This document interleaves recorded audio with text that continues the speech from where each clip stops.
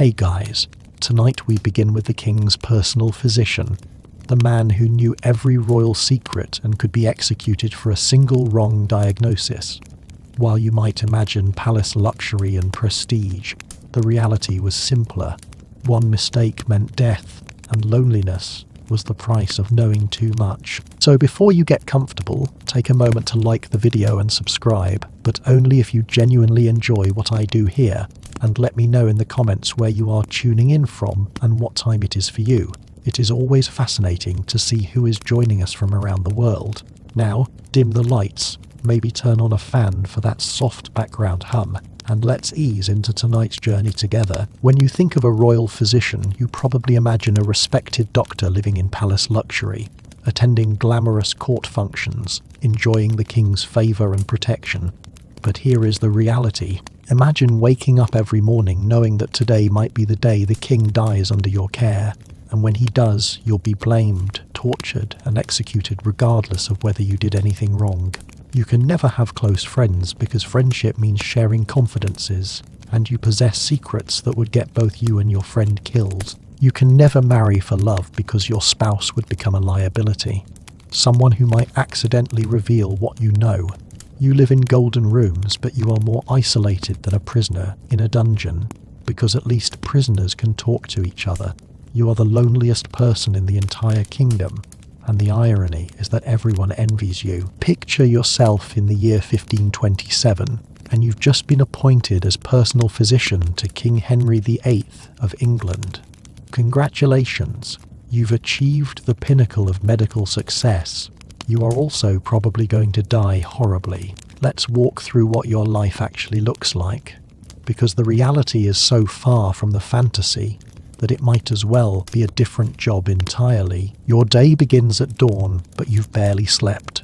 You never sleep well because you are constantly afraid that the king will summon you in the middle of the night with some emergency. And if you are not immediately available, you could lose your position or worse. You live in chambers adjacent to the king's quarters, close enough that you can hear him coughing through the walls. Every cough sends a spike of anxiety through your chest. Is it serious? Should you check on him? But if you disturb him unnecessarily, he'll be angry. If you don't check and it turns out to be serious, you'll be blamed for negligence. This is your life now. An endless series of impossible choices where either option could kill you. You dress carefully, always in the finest clothes befitting your position, but never so fine that you outshine anyone of higher rank. The court is a minefield of unwritten rules about precedence and status, and as physician, you occupy a strange position. You are not nobility, but you have access to the king's body, which means you know things that even queens and princes don't know. This makes you simultaneously invaluable and deeply resented. The nobles hate that a commoner, a mere doctor, has the king's ear and trust.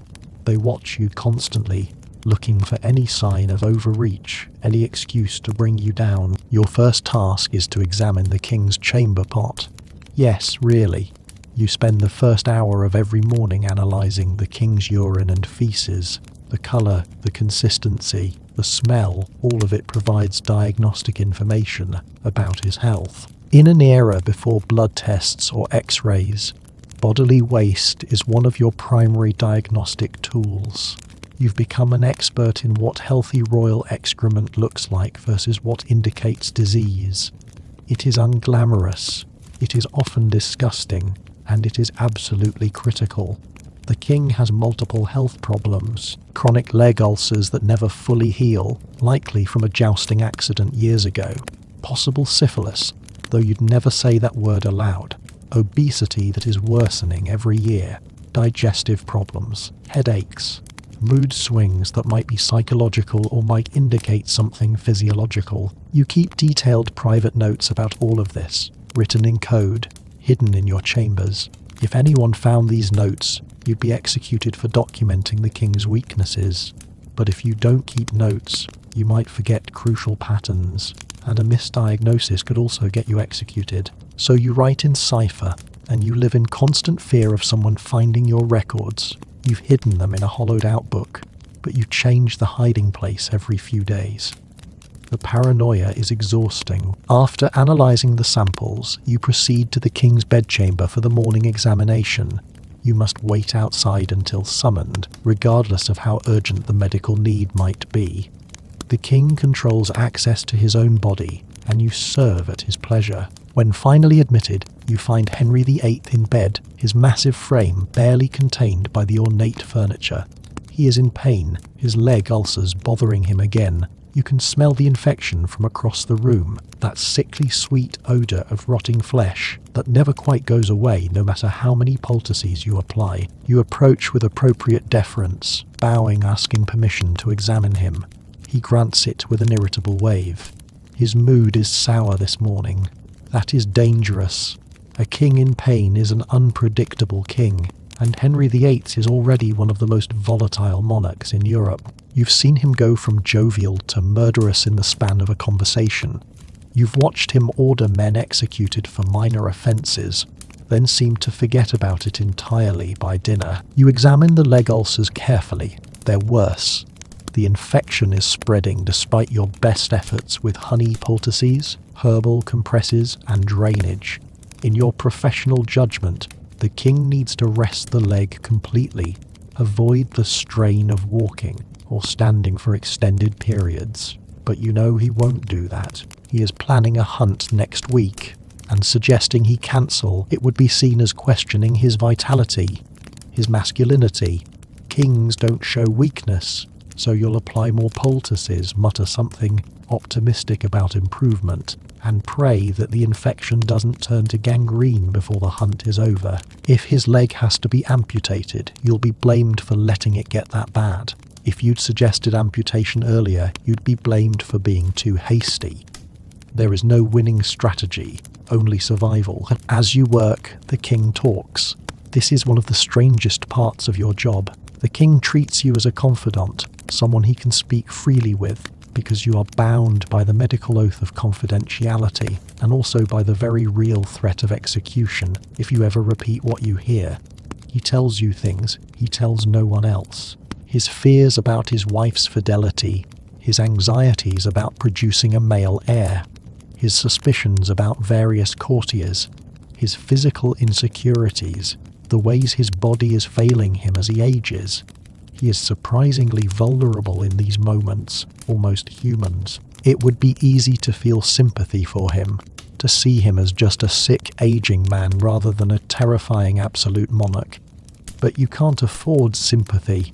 Sympathy leads to familiarity, and familiarity with a king is a fatal mistake. You've learned to respond with careful neutrality. You acknowledge his concerns without offering opinions on political matters. You provide medical reassurance without making promises you can't keep. It is a linguistic tightrope walk. One wrong word, one phrase that could be interpreted as overstepping your role, and you could join the growing list of people Henry has decided to eliminate. You've seen it happen to others.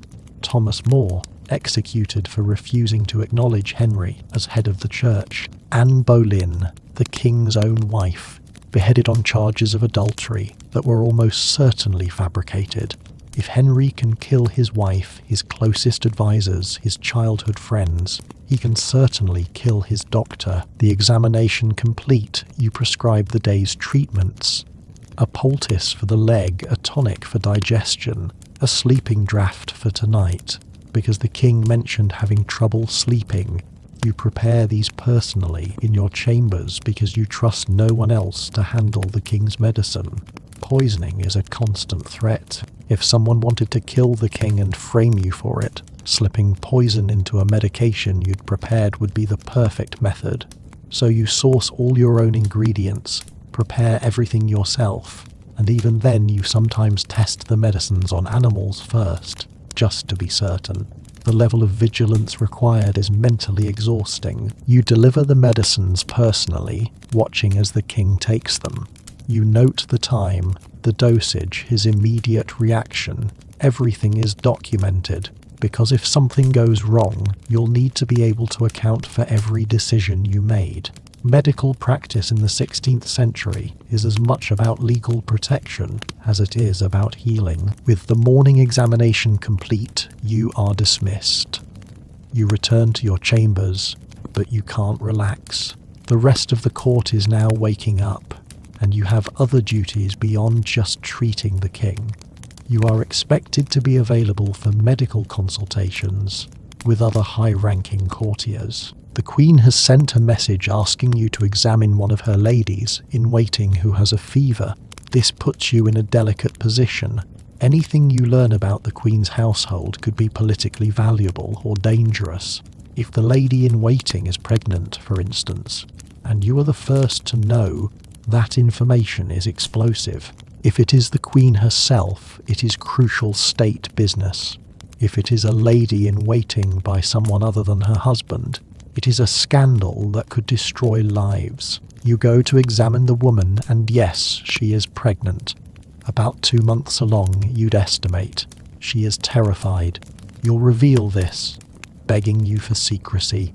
Her husband has been away at war for 4 months, so the pregnancy is clear evidence of infidelity. In another life, you might have compassion for her situation, might help her find a way out of this predicament, but you can't afford to be involved in court intrigues.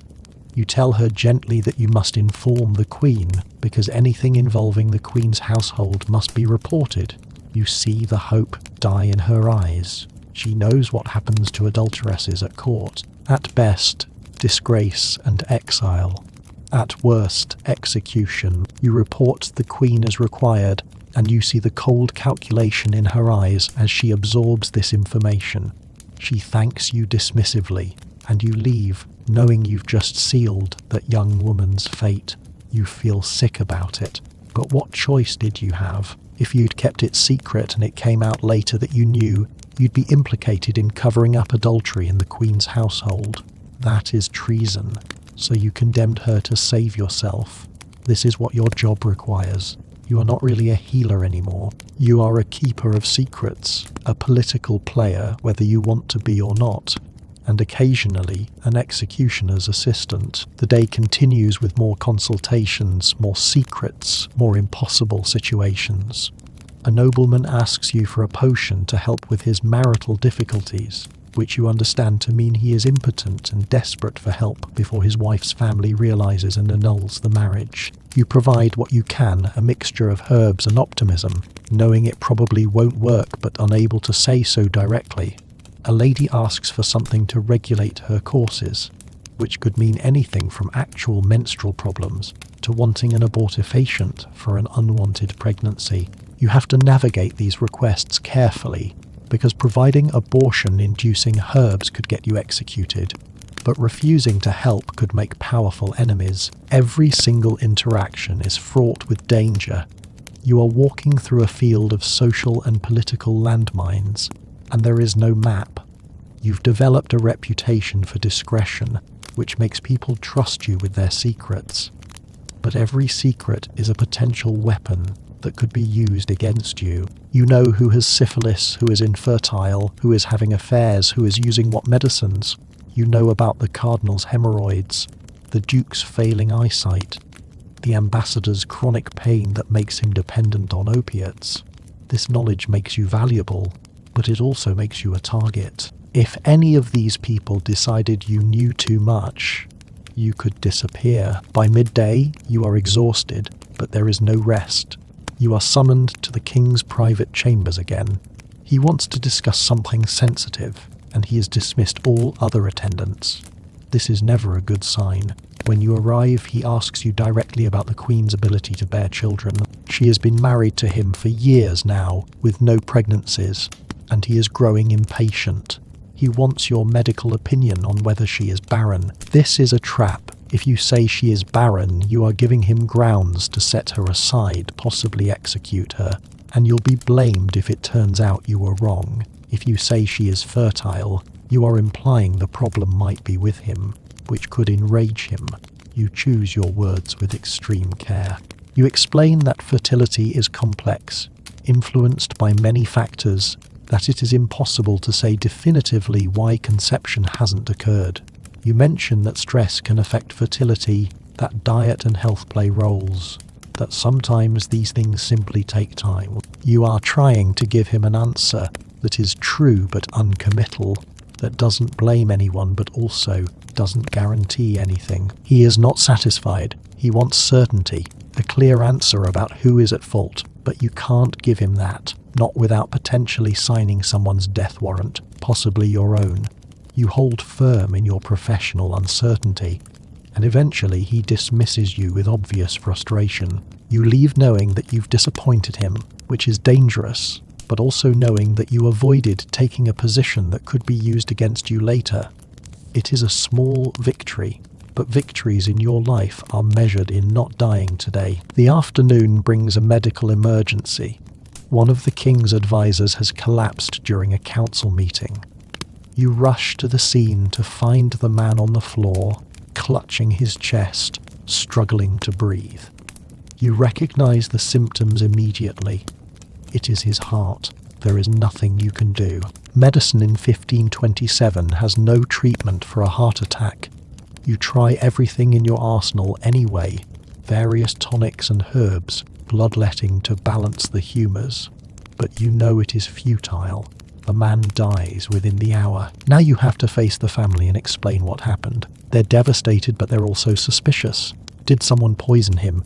Was there something you could have done? Should you have noticed warning signs earlier? You explain as gently as you can that the heart sometimes simply fails, that there was no poison, no preventable cause. But you can see they don't entirely believe you. They want someone to blame, and you are the doctor who was present when he died. You prepare for the possibility that they might accuse you of negligence, or worse. You spend the evening writing a detailed account of the death, documenting everything you observed, every treatment you attempted, the exact timeline of events. This document might be the only thing that saves you if accusations are made. You've learned to think like a lawyer as much as a doctor, always considering how your actions will look if examined by hostile eyes. That night, you are invited to dine with the court. Attendance isn't optional. The king expects his physician to be present at formal meals, seated below the salt but above the common servants, a visible reminder of his power and generosity in employing such a skilled doctor. You sit at the table surrounded by nobles who resent you, eating food that could potentially be poisoned, making polite conversation while your mind races with all the secrets you've learnt today.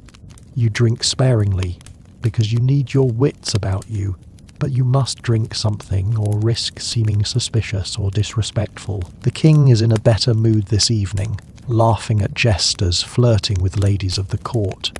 You watch him carefully, noting that he is favouring his bad leg, that he winces slightly when he shifts position. You'll need to check that ulcer again tomorrow. You also notice that he is drinking heavily, which will worsen his gout, but you can't say anything here, not in front of the entire court. Any public display of medical authority over the king would humiliate him and destroy you. After dinner, you are finally released to your chambers. It is late after midnight, and you are utterly drained. But before you can sleep, you must update your private medical records, document everything that happened today, prepare medicines for tomorrow's treatments. You work by candlelight, writing in your cipher, jumping at every sound outside your door. The palace at night is full of noises, footsteps, voices, doors opening and closing. Any one of those sounds could be someone coming for you. You think about your life before this appointment. You were a successful physician with a practice in London, treating merchants and minor nobles, respected in your profession. You had friends, colleagues you could discuss cases with. A life outside of medicine. When the royal appointment came, everyone congratulated you. It was the opportunity of a lifetime, they said. The highest honour a physician could receive. You'd be wealthy, powerful, close to the throne. They were right about the wealth and the proximity to power. They didn't mention the isolation, the fear, the moral compromises, the sleepless nights, the constant threat of death. You can't even write letters to your old friends anymore. Your correspondence is monitored, and you can't risk mentioning anything that happens at court. So you've simply stopped writing. They probably think you've become too important and grand to remember them. The truth is that you think about them all the time, miss the easy camaraderie of professional colleagues who understood the challenges of medicine without the added burden of royal politics. But that life is over. You are trapped in this gilded cage, and you'll likely die here, either from the stress or from a royal whim. You finally extinguish the candle and lie down, but sleep is slow to come. Your mind won't stop spinning through all the things that could go wrong. What if the king's leg infection worsens and he dies? What if the queen discovers you reported the pregnant lady in waiting and decides you are a threat? What if the dead advisor's family accuses you of murder? What if someone finds your coded medical records? What if you make a mistake, misdiagnose something, prescribe the wrong treatment? This is your reality every single day for as long as you hold this position, and you can't quit. Resigning as the king's personal physician would be seen as abandonment, possibly treason. You serve until the king dismisses you, dies, or you die. Those are the only exit options. So you lie in the darkness of your luxurious chambers, more alone than you've ever been in your life, and you try to find a few hours of sleep before it all begins again tomorrow. Let's talk about the secrets you carry, because that is really what makes this job so impossibly isolating. You know the king has syphilis. You've seen the symptoms, the lesions, the neurological changes. This is information that could destroy the monarchy if it became public. A diseased king calls into question the entire divine right of kings. If God has chosen this man to rule, why would God afflict him with such a disease? The political implications are staggering. Foreign powers would see it as weakness, something to exploit. Domestic enemies would use it to argue for his removal. So you treat it in absolute secrecy, using mercury ointments and other remedies that are almost as dangerous as the disease itself. And you never, ever speak of it to anyone. You know the Queen has had 3 miscarriages that were kept secret from everyone except the King and yourself. Each one was a devastating blow to the succession, but acknowledging them publicly would raise questions about her fertility, about the stability of the royal line. So those pregnancies never officially happened. You treated her through the physical trauma and the emotional devastation, and then you watched as she had to pretend nothing had occurred, had to maintain the fiction that everything was fine. The psychological toll on her is immense, and you are one of the few people who understands what she is enduring. But you can't offer real comfort because that would require acknowledging the truth. You know that the king's closest advisor, a man who presents himself as pious and moral, is actually maintaining a second household with a mistress and several illegitimate children. You know this because you've been called to treat illnesses in that household, sworn to secrecy under threat of death. The hypocrisy disgusts you, but you are complicit in maintaining the fiction. You are the keeper of lies, the enabler of double lives. You know which nobles are slowly poisoning themselves with mercury treatments for various ailments, which ones are addicted to the opium-based pain relievers you've prescribed, which ones have diseases they're hiding from potential marriage partners. You are a living archive of information that could ruin dozens of lives, and that makes you simultaneously essential and extraordinarily vulnerable. The loneliness of carrying these secrets is crushing. You can't have a genuine conversation with anyone because every interaction is filtered through all the things you know and can't say. When the king makes a joke at court, you might know it is masking pain from his syphilis. When a lady flirts with a gentleman, you might know she is actually trying to get pregnant by someone other than her husband because her husband is sterile. When someone advocates for war, you might know they're in the early stages of dementia from tertiary syphilis.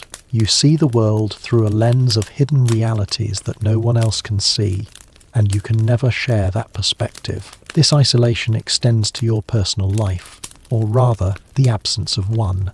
You can't marry. Who would you marry? Anyone you chose would become a liability. Someone who could be threatened or tortured to reveal what you know.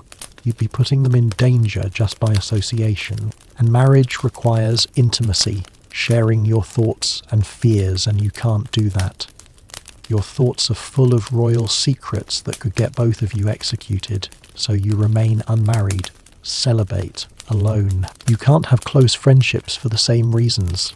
The few friendships you attempt are shallow and unsatisfying, limited to discussing medicine in abstract terms, or court gossip that everyone already knows. Any attempt to go deeper, to have real emotional connection, runs into the wall of secrets you must maintain.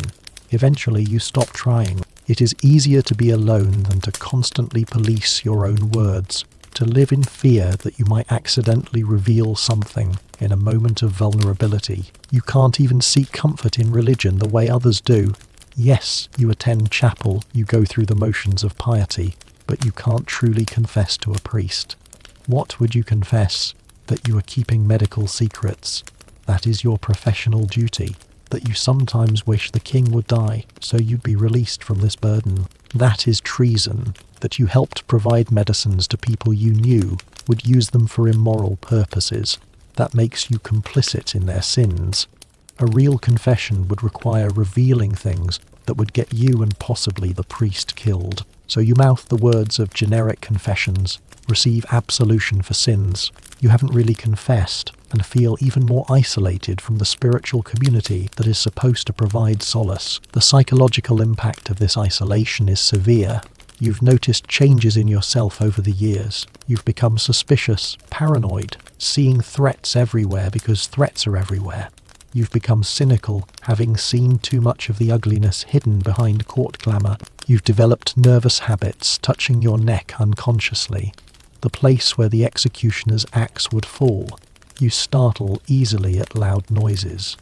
You have nightmares about being arrested, interrogated, tortured, executed. Some nights you wake up screaming, and you have to muffle the sound so no one hears, because showing weakness could be exploited. You've thought about suicide in your darkest moments. It seems like the only way out. You have access to plenty of poisons that would work quickly and relatively painlessly. You could make it look like an accident, a tragic case of mistaking one ingredient for another. But you don't do it partly because suicide is a mortal sin, but mainly because you are too stubborn to give up, too proud to admit that this job has broken you. So you endure day after day, trapped in a prison of luxury and loneliness. Let's talk about some of the physicians who came before you in this role, because understanding their fates makes your situation even clearer. King Henry's previous personal physician, a Dr. William Butts, managed to die of natural causes while still in royal service. He is one of the lucky ones. He served Henry for years, navigating the treacherous waters of court politics, and actually survived long enough to retire. But the stress of the position destroyed his health. By the time he died, he was a shadow of his former self, aged beyond his years, suffering from what we'd now recognize as stress-related illnesses. Before Butts, there was Dr. Fernando Vitoria, a Spanish physician who had the brilliant credentials and the fatal flaw of being too honest. When Henry asked him about the validity of the king's marriage to Catherine of Aragon, Vitoria gave a medical opinion that supported Catherine's position. This was politically unacceptable. Vitoria found himself under investigation, his medical practices questioned, his loyalty suspect. He fled England before he could be arrested, leaving behind his property and his reputation.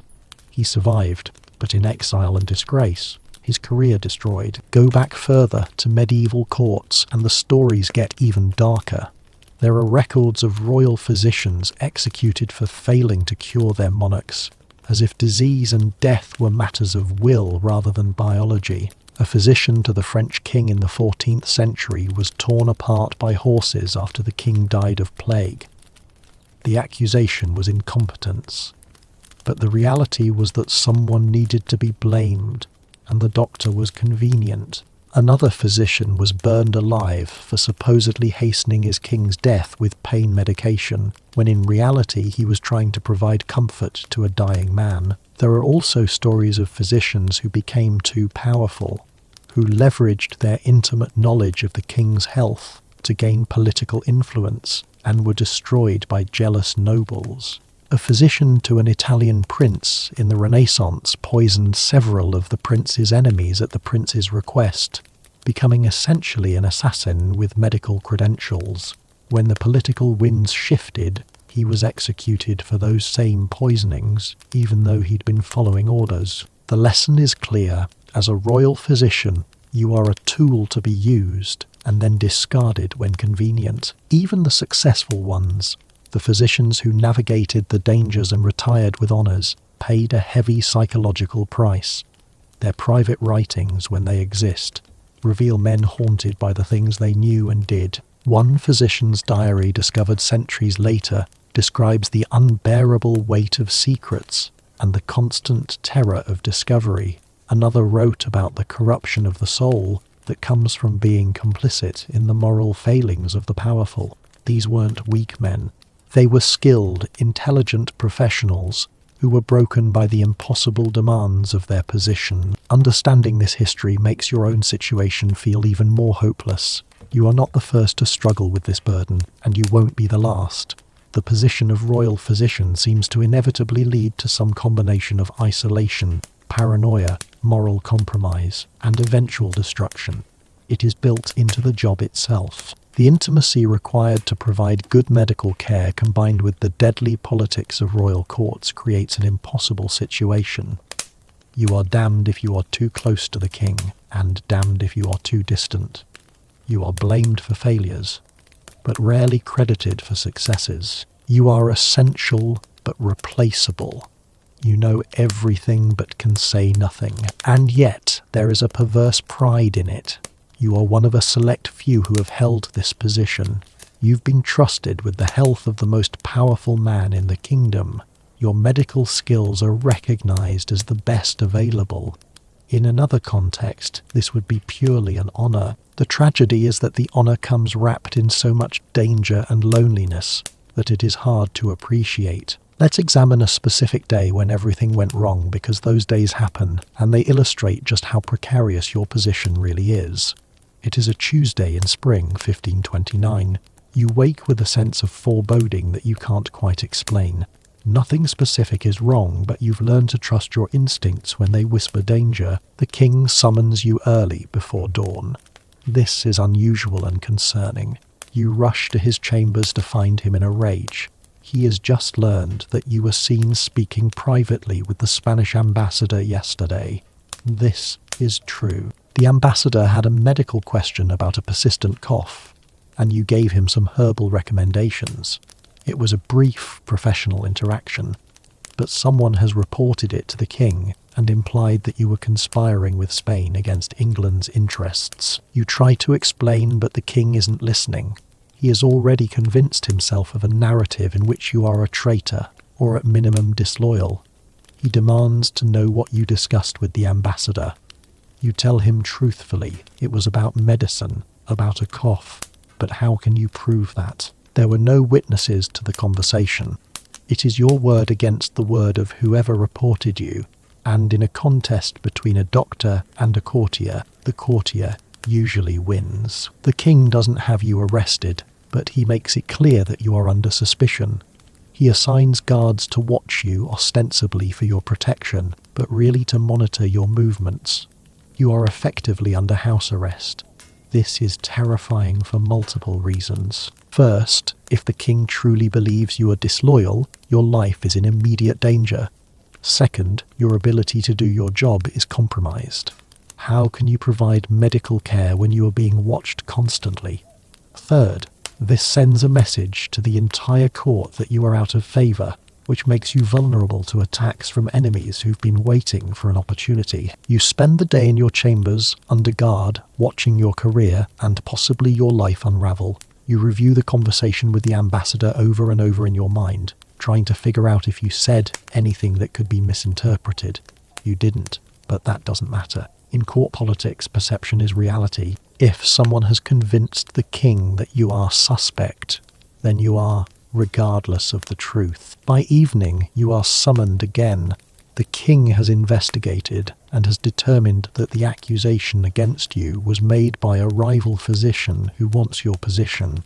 This should be good news, but it is complicated. The king is angry that his time was wasted with false accusations, and some of that anger splashes onto you for being the subject of the accusations in the first place.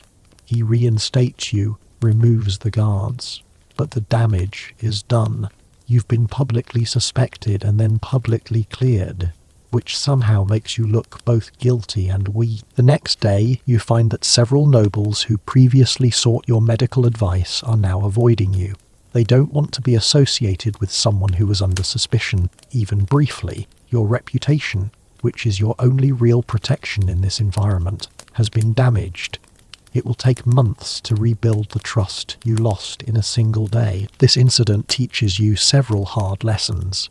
First, you have enemies you weren't even aware of, people who want your position badly enough to risk the king's anger by making false accusations. Second, the king's trust is conditional and can evaporate in an instant. Third, in court politics, even being falsely accused is dangerous because the accusation itself damages your standing. Fourth, there is no real security in your position, no matter how skilled you are or how long you've served. Everything can fall apart in a moment. The psychological impact is severe. You become even more paranoid, even more careful about who you speak to and what you say. You start avoiding situations where you might be alone with foreign ambassadors or other potentially controversial figures. You are constantly looking over your shoulder, wondering who might be watching, who might be planning the next attack. The stress is literally making you sick. You are losing weight, having digestive problems, struggling with insomnia even more than before. You are becoming a medical case study in the physical effects of chronic stress, but you can't seek help because admitting weakness would make you more vulnerable. Now let's talk about the moral compromises that come with this job, because they're as much a part of the burden as the loneliness and fear. As a physician, you took an oath to do no harm, to use your skills to heal. But in practice, serving a king often requires you to do harm, or at minimum to stand by, while others are harmed. The king asks you to examine prisoners who are being tortured, not to help them, but to assess how much more torture they can survive. Your medical expertise is used to maximize their suffering, to keep them alive long enough to extract confessions. You try to refuse the first time, citing your medical ethics, but the king makes it clear that this isn't optional, so you do it. You examine broken, bleeding men and tell the torturers whether they can continue. You use your knowledge of human anatomy and physiology to help inflict suffering. The prisoners look at you with desperate hope, thinking a doctor might help them, and instead you are complicit in their torture. You tell yourself you are actually helping by preventing them from being tortured to death, that your assessments actually save lives by stopping the torture before it is fatal. But that is a rationalization, and you know it. You are helping to optimize torture, and no amount of self-justification makes that acceptable. But what choice do you have? Refusing would mean losing your position and possibly your life, and whoever replaced you would do the same thing anyway. So you compromise your principles, and a piece of your soul dies each time. The king also asks you to provide substances that he uses for purposes you find morally questionable. He wants aphrodisiacs so he can perform sexually with his much younger wife. He wants potions that will make people more suggestible during interrogations. He wants your opinion on poisons. Which ones are most effective? Which ones are hardest to detect? You know what he is really asking. He is planning to poison someone, and he wants your expertise. You could refuse, but refusing the king is dangerous, so you provide information, couched in theoretical terms, and you tell yourself you are not responsible for what he does with it, but you are responsible.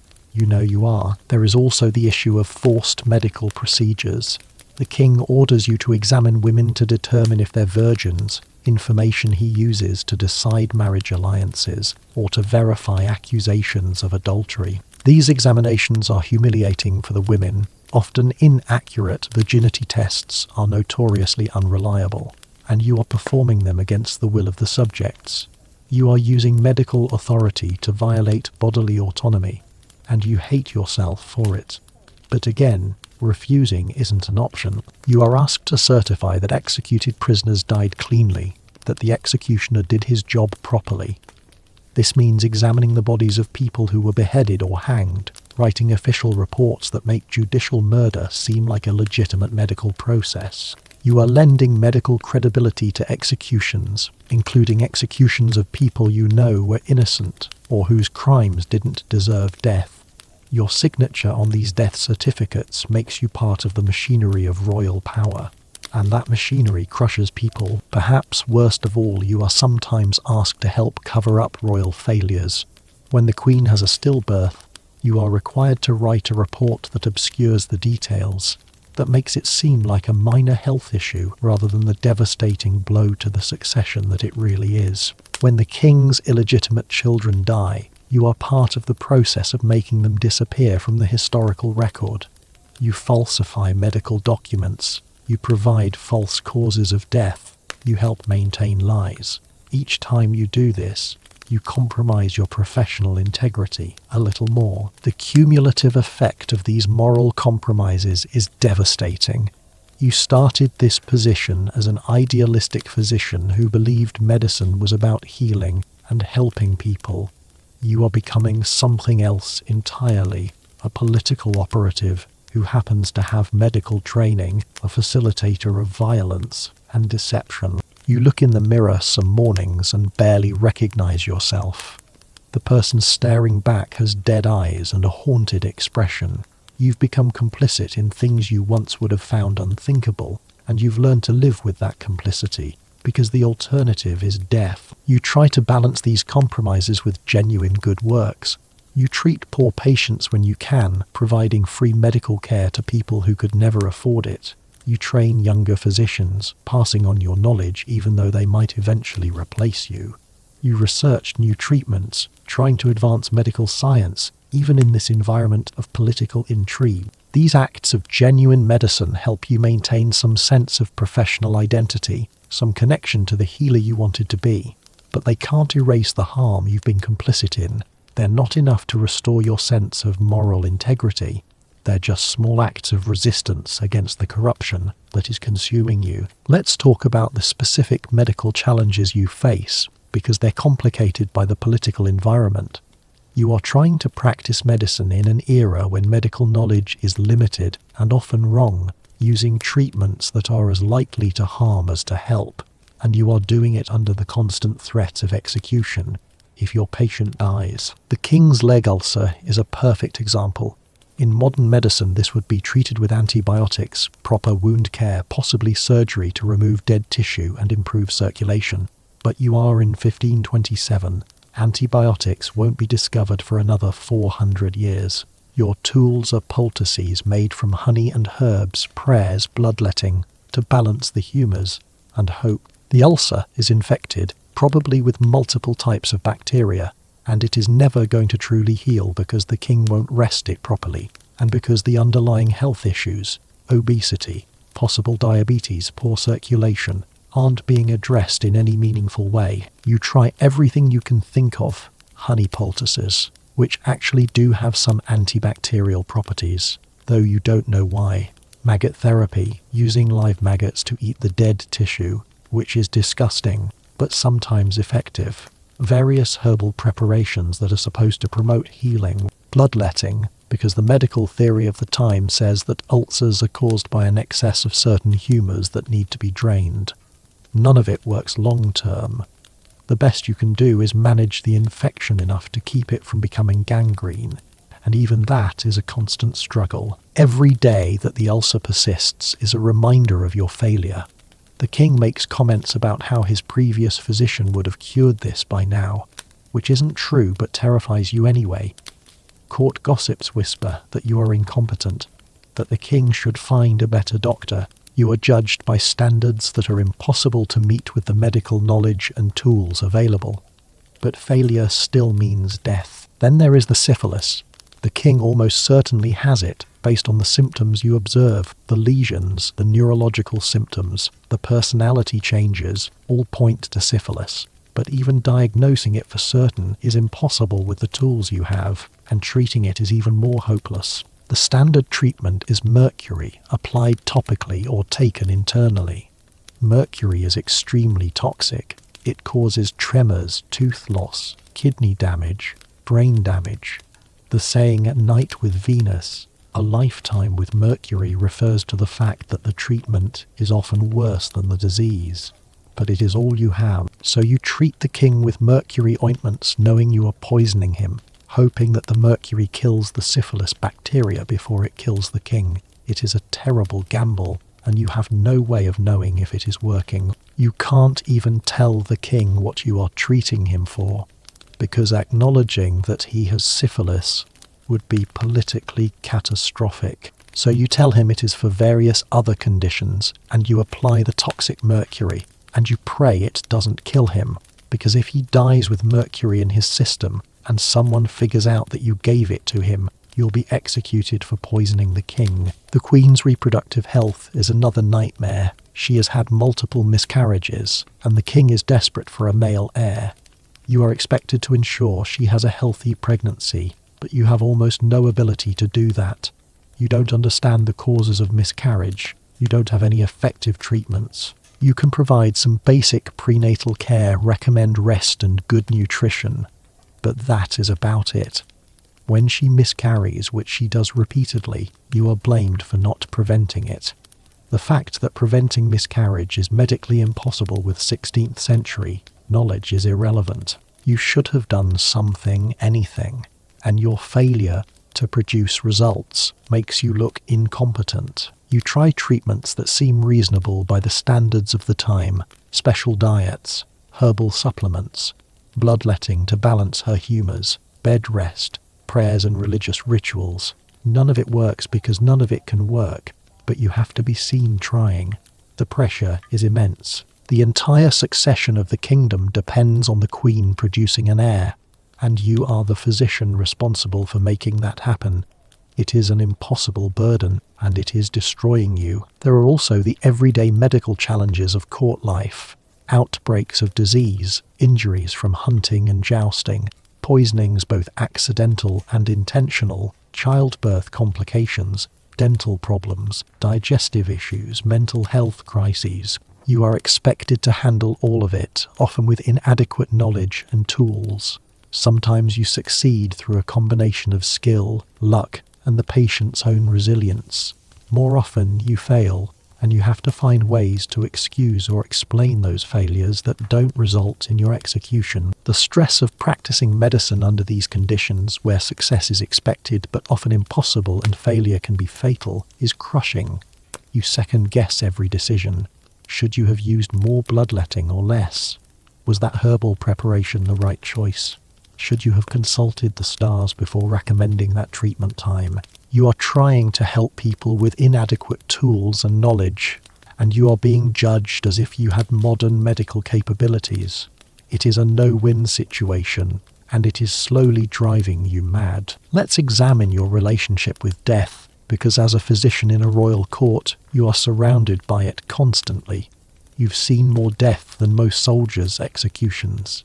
Disease, childbirth gone wrong, hunting accidents, assassination, suicide, old age, everything. Death is your constant companion, and your relationship with it has become complicated and disturbing. You've become numb to death in some ways.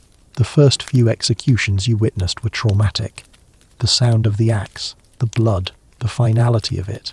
You had nightmares for weeks, but after you've seen dozens of executions, they become routine. You can watch a beheading and think about dinner plans. This numbness troubles you. It feels like you've lost something essential to your humanity, some natural horror at death that keeps people grounded in morality. But the alternative, maintaining that horror and sensitivity, would drive you insane given how much death you witness. So you've buried those feelings, locked them away, and you function like death is just another court ceremony. At the same time, you've become obsessively afraid of your own death.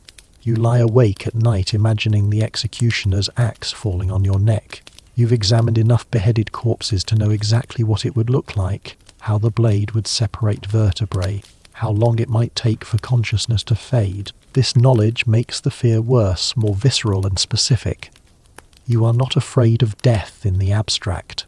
You are afraid of that specific death, the one you've seen inflicted on others and could easily be inflicted on you. You've also become cynical about the meaning of death. You've seen good people die for no reason and terrible people live long lives. You've seen the randomness of who survives disease and who doesn't. The king's healthy young daughter dies of fever, while corrupt old courtiers survive plague outbreaks. There is no justice in it, no divine plan that you can discern. Death is random and meaningless, and this realization has shaken whatever faith you once had. You find yourself thinking about suicide more often, not as an active plan, but as a comforting option, a way out if things become unbearable. You know which poisons are quickest and least painful. You know how much opium it would take to drift off to sleep permanently. Having this knowledge, having this option, provides a strange sense of control. You may not be able to control much in your life, but you can control when and how it ends. This is a dark comfort, but it is one of the few comforts you have. There is also a growing sense of fatalism. You've started to believe that your death in this position is inevitable, that it is just a matter of time before you make a mistake or fall victim to court politics. This belief makes you reckless in strange ways. If you are going to die anyway, why not take some risks? Why not provide honest medical advice even if it contradicts what the king wants to hear? Why not help that pregnant girl find an abortifacient even though it is dangerous? If the end is coming regardless, you might as well act according to your principles while you can. This fatalism gives you a perverse kind of freedom, but it also makes you more dangerous to yourself. You've become fascinated by the mechanics of dying. As a physician, you've always been interested in how the body fails, but now it has become almost an obsession. You study every death you encounter, trying to understand the exact sequence of failures that leads from life to death. Where is that boundary? What actually happens in the moment when someone stops being alive? You've held dying patients and watched that transition, and you still don't understand it. The body is there, and then the person is gone, and you can't identify the exact moment of change. This mystery haunts you. You've also started making preparations for your own death. You've written a will, distributing your modest possessions to various causes. You've written letters to the few people you care about, explaining things you could never say in person, letters that will be delivered only after your death. You've even selected the clothes you want to be buried in, a nice set of robes that reflect your professional status. These preparations are morbid, but they give you a sense of control. You can't control when you die, but you can control some of the details. The relationship between a royal physician and death becomes almost intimate. You are death's assistant, smoothing the way for it, documenting its work, sometimes hastening it at the king's command. You and death work together, unwilling partners in the royal court. This partnership has corrupted something in you. You used to see medicine as a fight against death. Now you see it as a negotiation with death, a way of managing when and how it comes, but never truly defeating it. This perspective makes you a better doctor, in some ways more realistic about what medicine can and can't do. But it also makes you a darker person, someone who has lost the optimism and hope that should drive healing professions. Now, let's talk about the few moments of genuine human connection you managed to find despite the isolation. Because even in this nightmare, there are occasional flickers of warmth. There is a young servant in the palace, a boy who brings you meals and tends your fire. He is curious about medicine, asks you questions about herbs and treatments. You've started teaching him informally, sharing medical knowledge, enjoying his genuine enthusiasm. It is not a deep relationship. You can't risk that, but it is something. A few minutes each day when you can talk about medicine without political implications, when you can remember why you became a physician in the first place. There is also an older courtier, a man who has been at court for decades and has seen everything. He is not a friend exactly, but he understands the isolation of your position in a way others don't. Sometimes you sit together in silence in the palace gardens, two men who can't speak freely but who find comfort in shared understanding. You don't discuss secrets or politics. You just sit, and the shared silence is almost companionable. These moments are rare and precious. You've also formed an odd bond with the palace torturer. This seems perverse, and it is, but he is one of the few people who understands the moral compromises required by court service.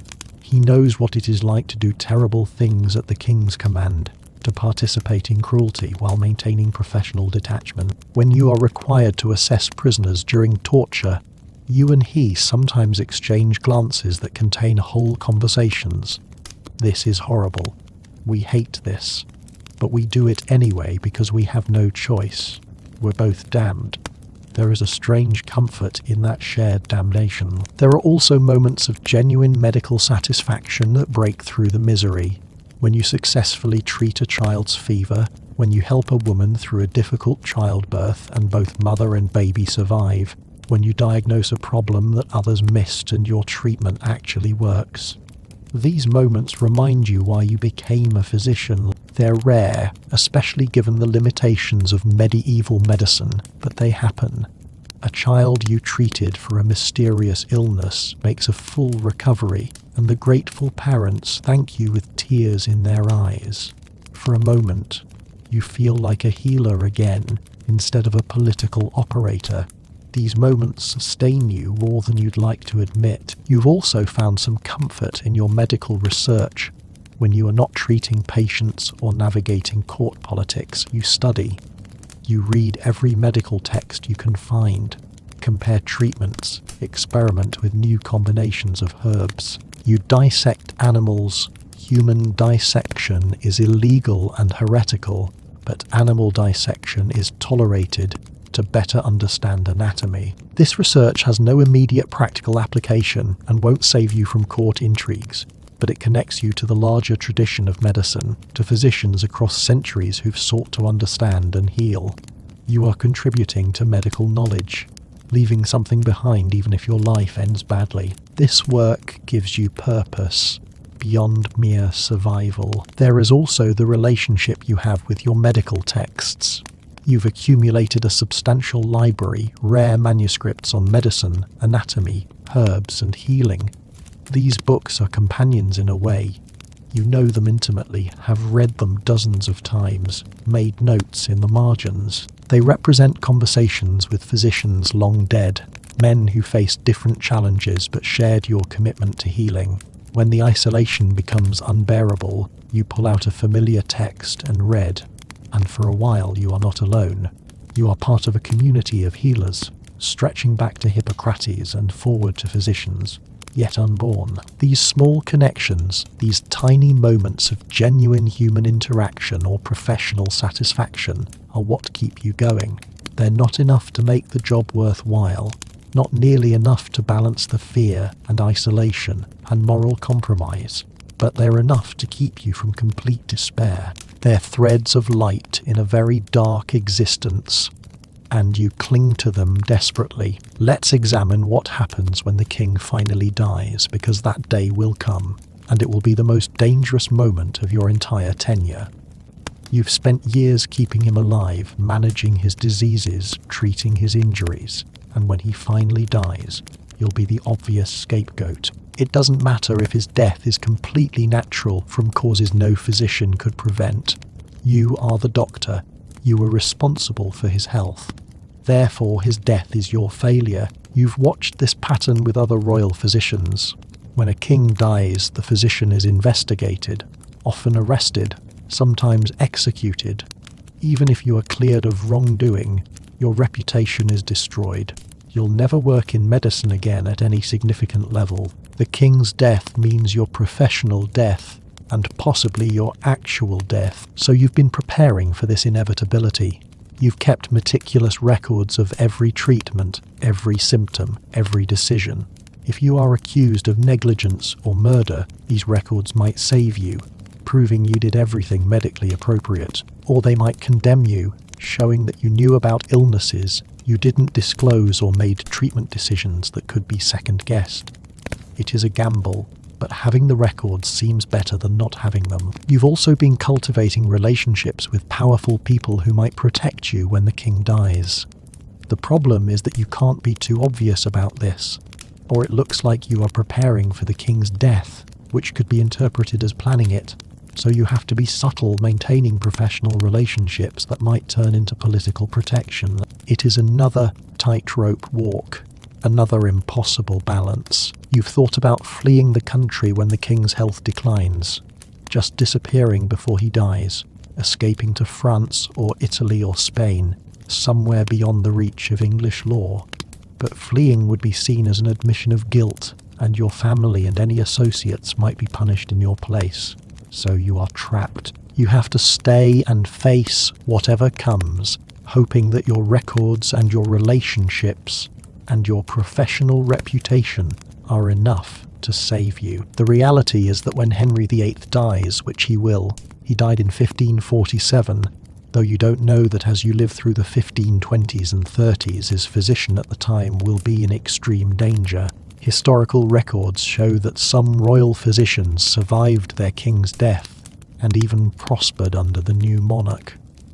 Others weren't so lucky. Your fate will depend on politics as much as on your actual medical competence. If the new regime wants to distance itself from the old, blaming the previous king's physician is an easy way to do that. If the new regime wants continuity, keeping the physician shows stability. You won't have much control over which way it goes. You can only try to be so professionally unimpeachable that executing you would look like pure political scapegoating. You can hope that your service to other members of the royal family will earn you some protection. You can pray that the new monarch is merciful, but ultimately your fate will be decided by forces beyond your control, and that uncertainty is terrifying. In the meantime, you treat the king's worsening health conditions, knowing that each treatment could be your last, that each symptom could be the beginning of the final decline. You watch him age and decay, his body falling apart piece by piece, and you do what you can to slow the process. It is not enough, but it is all you have. Let's talk about the specific medical ethical dilemmas you face, because modern medicine has ethical frameworks that simply don't exist in your time.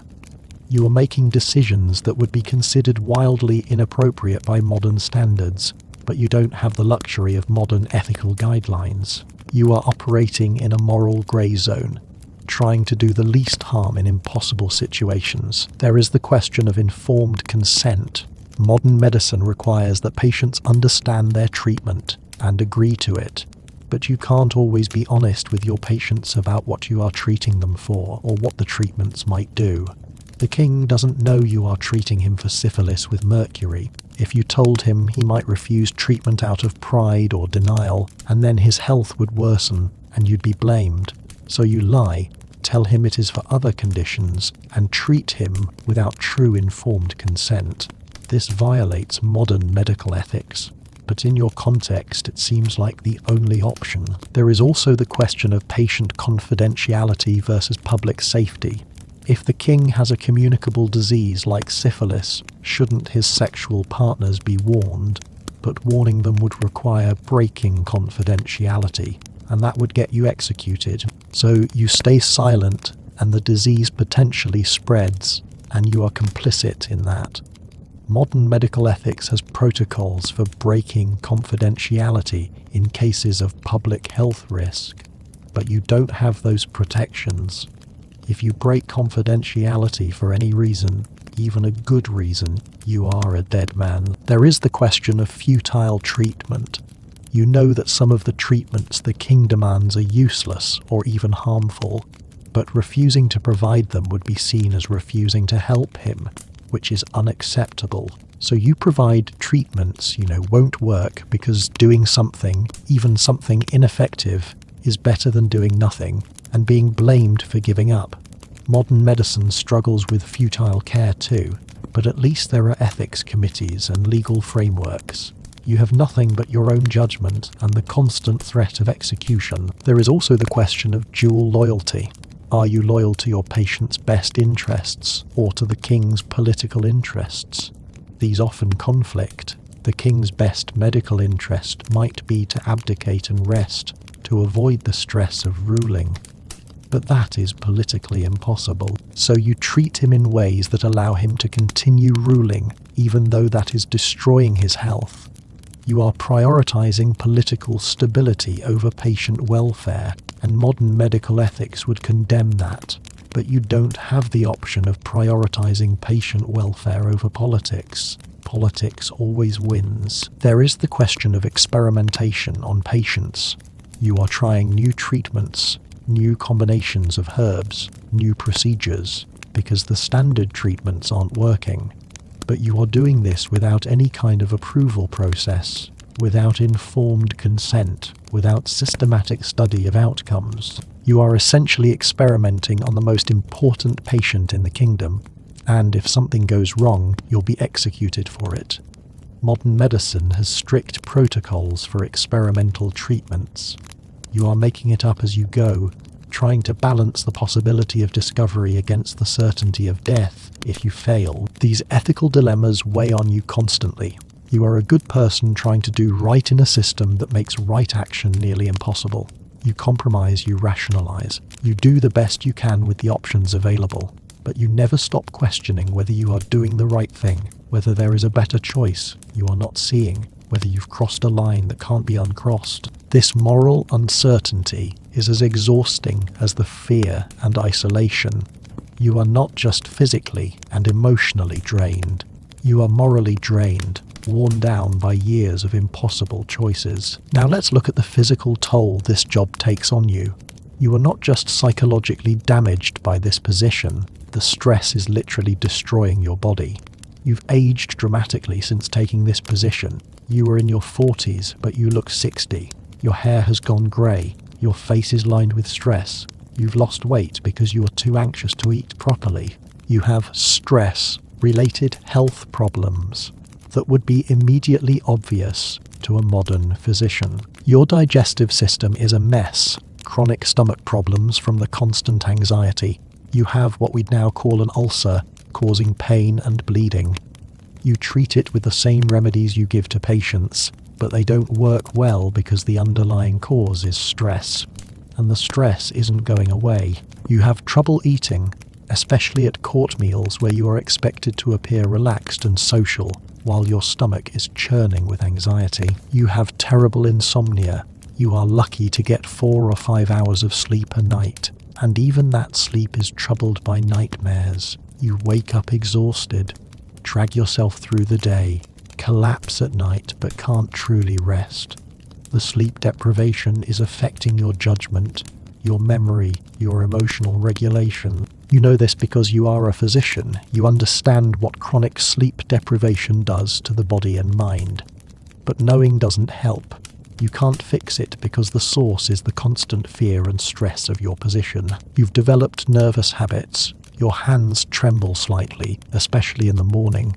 You touch your neck compulsively, as if checking that your head is still attached. You startle at sudden noises. These are signs of what we'd now recognize as chronic anxiety disorder or PTSD. But in your time, there is no name for it, no treatment for it, no acknowledgement that it is even real. You just live with it, try to hide it, and hope it doesn't get worse. Your heart pounds irregularly sometimes, skipping beats, racing for no apparent reason. This is anxiety-driven arrhythmia, your body's response to constant stress. You worry that it is something serious, that your heart is failing, but you can't really examine yourself objectively. And who would you consult? Another physician. That would mean admitting weakness, which is dangerous. So you suffer in silence, wondering if the next irregular heartbeat will be the one that kills you. You've started having panic attacks, though you don't have that term for them. Episodes where suddenly you can't breathe. Your vision narrows. You are convinced you are about to die. They happen at unpredictable times, sometimes triggered by stress, but sometimes coming out of nowhere. You've learned to hide them, to excuse yourself from whatever you are doing, to find a private place where you can ride out the attack without anyone seeing. But they're getting more frequent, harder to hide. You are terrified that you'll have one while examining the king or during a court function, and then everyone will know that you are falling apart. You drink too much, not to the point of obvious drunkenness. You are too controlled for that, but you need alcohol to take the edge off the anxiety, to help you sleep, to get through social functions. You've watched other courtiers destroy themselves with drink, and you are aware that you are walking the same path. But the alternative, facing all of this sober, seems unbearable. So you drink, moderately but consistently, and you try not to think about what it is doing to your liver and your brain. You have chronic headaches, probably from the stress and the poor sleep and the drinking. They throb behind your eyes, making it hard to concentrate, hard to think clearly. This is dangerous because your job requires mental clarity. A mistake caused by a headache could be fatal, so you treat them with the same pain medications you give to patients, willow bark and other herbs, opium, when it is really bad. You are self-medicating, possibly becoming dependent on the medications. But what choice do you have? The physical deterioration is obvious to everyone who knew you before this position. Old colleagues who see you at medical conferences are shocked by how much you've aged, how worn you look. They ask if you are ill, and you laugh it off, make jokes about the rigors of court life, but privately, you are frightened by how much the job has destroyed you physically. You are not sure how much longer your body can sustain this level of stress. You are burning out, and you know it, but you can't stop the process. You can only try to manage the symptoms and hope you survive long enough to escape this position somehow. Let's examine the relationship between you and the other court physicians, because you are not actually the only doctor around. There are several other physicians at court, treating various nobles and royal family members. These should be your colleagues, people you can discuss cases with, share knowledge with, find professional camaraderie with. Instead, they're competitors and potential threats. There is Dr. Thomas Cramer, who treats the Queen and her ladies. He is ambitious and skilled, and you are both aware that if anything happens to you, he is next in line for your position. This makes every interaction fraught. When he asks your medical opinion, is he genuinely seeking advice or looking for information he can use against you? When you discuss a case, are you sharing professional knowledge or giving him ammunition? You want to trust him. You need colleagues, but you can't afford to be vulnerable. There is Dr. William Butts, who is older and more experienced. He had your position years ago before being moved to a different role. He could be a mentor, someone who understands what you're going through. But he is also bitter about being replaced, resentful that you hold a position he thinks should still be his. When he offers advice, is it genuine help or subtle sabotage? You can never be sure. There are younger physicians, assistants and apprentices who are learning the craft. They look up to you professionally, which is gratifying, but you also know that any one of them would take your position in a heartbeat if you failed. They're watching you constantly, learning not just medicine, but also how to navigate court politics. Some of them will probably survive the transition to the next reign better than you will, because they're learning from your mistakes. You occasionally have to work together on difficult cases, combining your expertise to treat someone important. These collaborations should be professional and beneficial, pooling knowledge to help the patient. Instead, they're exercises in political maneuvering. Who gets credit if the patient recovers? Who gets blamed if the patient dies? Every decision in a collaborative treatment is also a political calculation. You can't trust your co-physicians to have your back. They're protecting their own positions, just as you are protecting yours. There are also the charlatans and quacks, people with no real medical training who've somehow gained access to court. They sell miracle cures and perform elaborate ceremonies that have no medical value. You should be able to expose them to protect the court from frauds. But some of them are politically connected under the protection of powerful nobles. Challenging them means making enemies, so you watch them harm people with useless or dangerous treatments, and you stay silent because speaking up is too dangerous. This compromises your professional integrity, letting frauds operate because it is politically safer than opposing them. The isolation from your own professional community is one of the cruelest aspects of this job. Medicine should be a collaborative field, physicians working together to advance knowledge and help patients. Instead, you are working in a competitive environment where other physicians are threats, where professional jealousy can get you killed, where there is no safe space to admit uncertainty or ask for help. You are cut off from the professional community that should support you, forced to practice medicine in isolation, and it is making you worse at your job while also making the job more lonely and frightening. Now, let's talk about what happens when you make a mistake, because every physician makes mistakes, and in your position, mistakes are potentially fatal. It is late at night, and you are exhausted after a long day. The king summons you because he can't sleep. You prepare a sleeping draft, as you've done hundreds of times, but you are so tired that you measure the opium incorrectly, giving him a stronger dose than intended. Not enough to be immediately dangerous, but more than you meant to provide. The king takes it and falls asleep. You return to your chambers, and only then do you realize what you've done. The incorrect measurement. You panic. Will it hurt him? Will he wake up? Have you just accidentally poisoned the king? You spend the next hours in agony, unable to sleep, waiting to see if you've killed your patient. You can't go check on him because that would be suspicious. You just have to wait and hope. Morning comes and the king wakes up normally, actually better rested than usual. Your mistake, by pure luck, turned out well, but the experience is traumatizing. You were one measuring error away from execution. You are so shaken that you can barely function for days afterward. You become even more obsessive about double-checking everything, even more paranoid about making mistakes. You start measuring ingredients multiple times, comparing against written formulae constantly. This takes more time and makes you look hesitant and uncertain, which is its own kind of dangerous. There is another incident a few months later.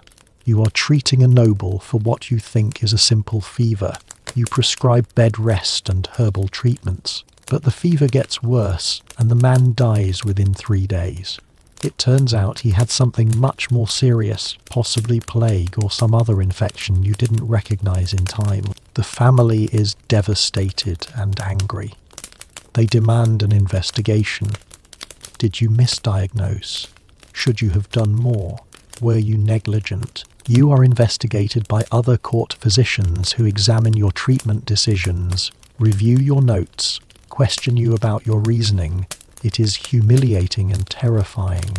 You have to defend every decision, explain your thought process, prove you acted reasonably. The investigation takes weeks, during which you are in professional and legal limbo, not knowing if you'll be cleared or charged with negligence or worse. Eventually, you are cleared.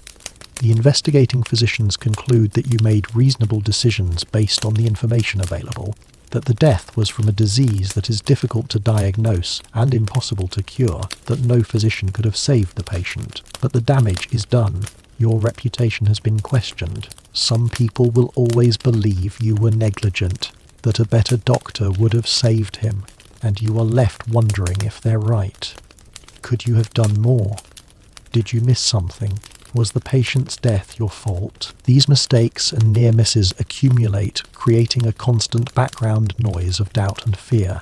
Every decision you make could be a fatal error. Every patient who dies might have been savable if you were smarter, more knowledgeable, more careful.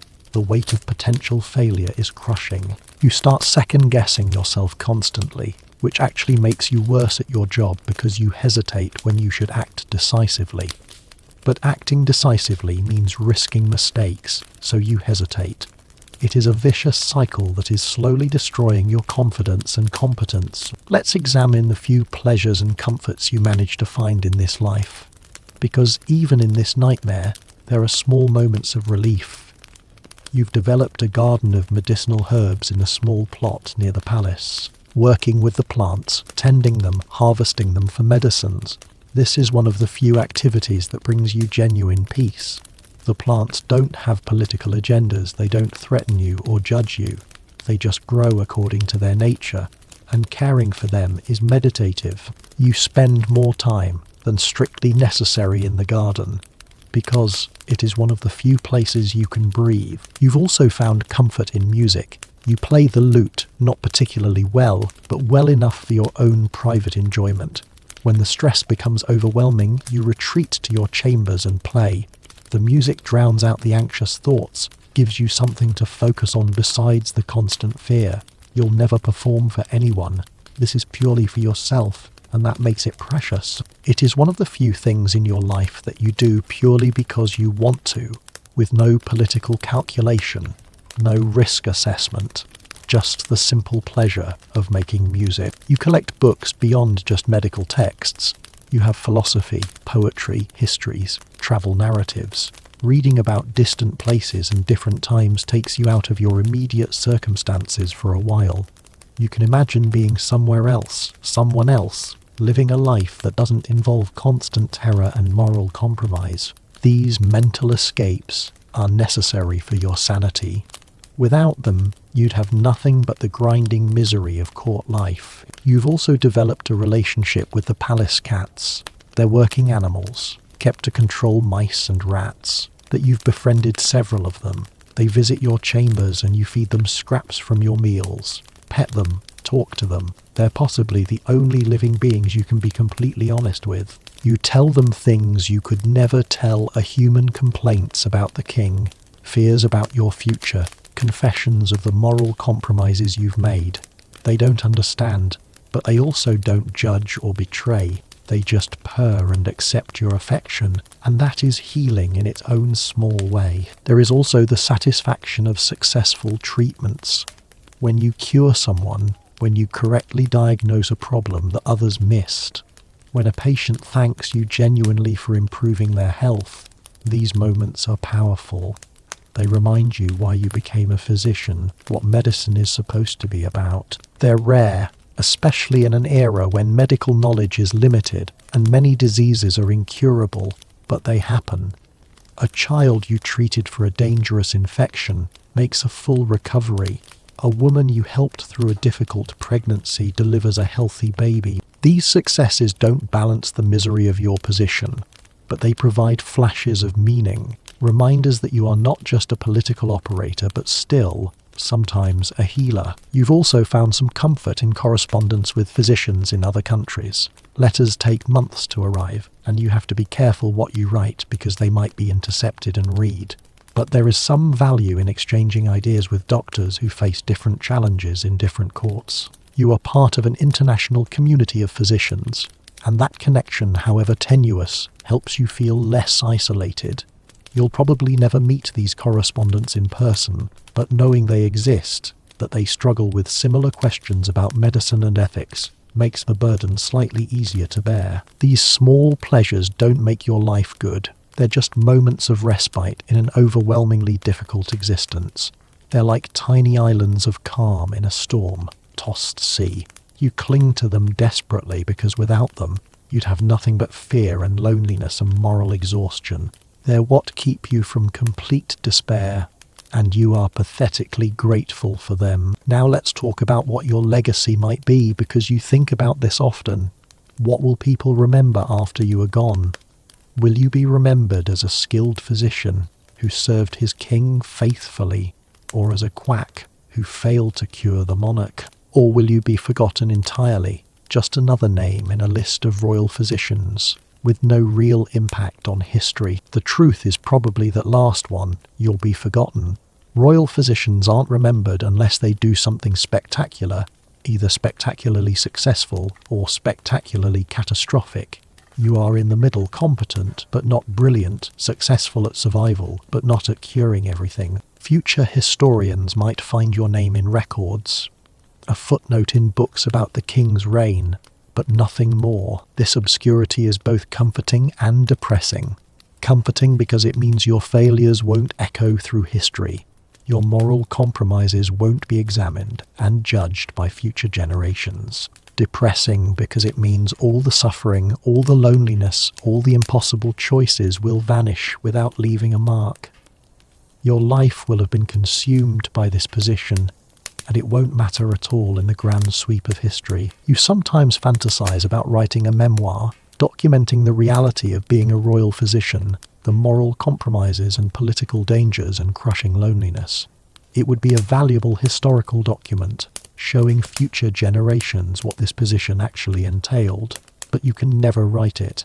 Publishing such a memoir while the king lives would be treason. Even writing it privately and hiding it is dangerous, because discovery would mean execution. So your experiences will die with you, lost to history. Maybe your real legacy will be in the physicians you've trained. You've taught several young doctors, passing on medical knowledge and also harsh lessons about navigating court politics.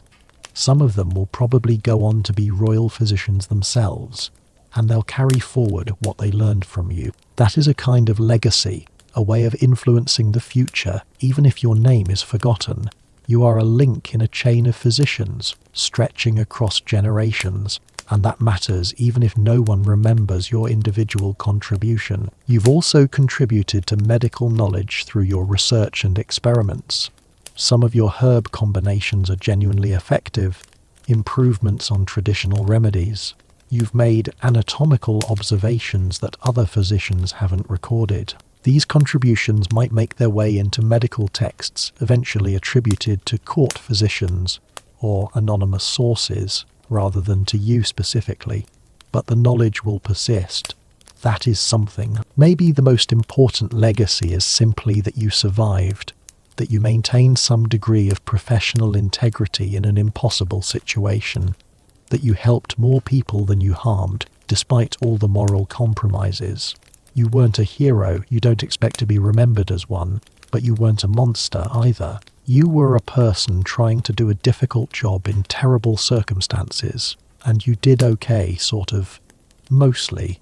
That is not a grand legacy, but maybe it is enough. As we come to the end of tonight's journey into the isolated, secret-filled life of a royal physician, think about what this story reveals about power and trust and loneliness. The king's physician should be in a position of trust and intimacy, a relationship built on the king's need for health care and the physician's commitment to healing. But in practice, the position is corrupted by politics, by power imbalances, by the absolute authority of the monarch and the expendability of everyone else. The physician knows everything about the king's body and health, the most intimate knowledge possible, but he can't turn that knowledge into genuine relationship. He is trusted with secrets, but not trusted as a person. He is essential but replaceable. He is close to power but has no power himself. He lives in luxury but is trapped as surely as any prisoner. It is a paradox of intimacy without connection, knowledge without understanding, proximity without relationship. This dynamic reveals something important about how power works. Absolute power, the kind medieval kings wielded, doesn't allow for genuine human connection. The king can't have real friends because friendship requires equality, and a king has no equals. He can't trust anyone completely because everyone around him has ulterior motives, shaped by the power he wields over them. So he is isolated at the top, surrounded by people but fundamentally alone, and he makes everyone around him lonely too. The physician's isolation mirrors the king's isolation. They're both trapped by the monarchical system, unable to form genuine human connections, using each other but never really knowing each other. The story also reveals something about the cost of keeping secrets. The physician's loneliness comes largely from the secrets he must keep. He can't have close relationships because close relationships require sharing your inner life, and his inner life is full of information that would get people killed. Secrets are isolating. They create walls between people. The more alone you become. In a way, the physician is imprisoned by knowledge itself. What he knows separates him from everyone else, makes normal human connection impossible. There is also something here about moral compromise and institutional pressure. The physician started with ideals, with ethical commitments to healing and helping people, but the job systematically broke down those commitments, forcing him into situations where all his options were bad, where doing the right thing wasn't possible and he had to choose between different kinds of wrong. This is what institutions do to people sometimes. They create roles and incentives that make moral action nearly impossible, and then they chew up the people who try to maintain their integrity. The physician's story is tragic, but it is not unique. Similar dynamics play out wherever there are extreme power imbalances, wherever someone's work requires keeping dangerous secrets, wherever survival depends on pleasing someone with absolute authority. Modern doctors face some of these pressures. The difficulty of maintaining patient confidentiality in complex institutional settings. The challenge of providing good care when constrained by policies and economics. The emotional toll of carrying knowledge about suffering and death. The specifics are different, but the underlying tensions between professional ethics and institutional demands remain. Think about the physicians in your own life, the doctors who care for you and your family. They're carrying burdens you might not fully appreciate. They know things about people that those people would rather keep secret. They make decisions that could save or end lives. They work in systems that often make good care difficult. They deal with insurance companies, hospital bureaucracies, legal liabilities, all while trying to focus on healing. They're not facing execution for failures. Thank goodness. But they're under pressures that most of us don't understand. Modern medicine has made progress in protecting physicians from some of the worst aspects of the royal physician's experience. There are ethics committees, peer review processes, malpractice insurance, labour protections, professional organisations that support physicians. But we haven't eliminated the fundamental tensions. We haven't solved the problem of loneliness in professions that require keeping secrets. We haven't removed all the pressures that push medical professionals to compromise their ideals.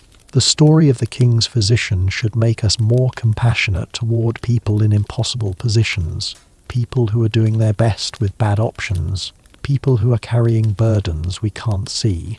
It should make us think about how we structure relationships of trust and care, whether we're creating conditions that allow for genuine healing or conditions that inevitably corrupt the people trying to help. It should also make us grateful for the freedoms we have that medieval physicians didn't. The freedom to quit a job that is destroying you. The freedom to have confidential friendships. The freedom to make moral choices without facing execution. The freedom to admit uncertainty and seek help. These freedoms are modern developments, relatively recent, and we shouldn't take them for granted.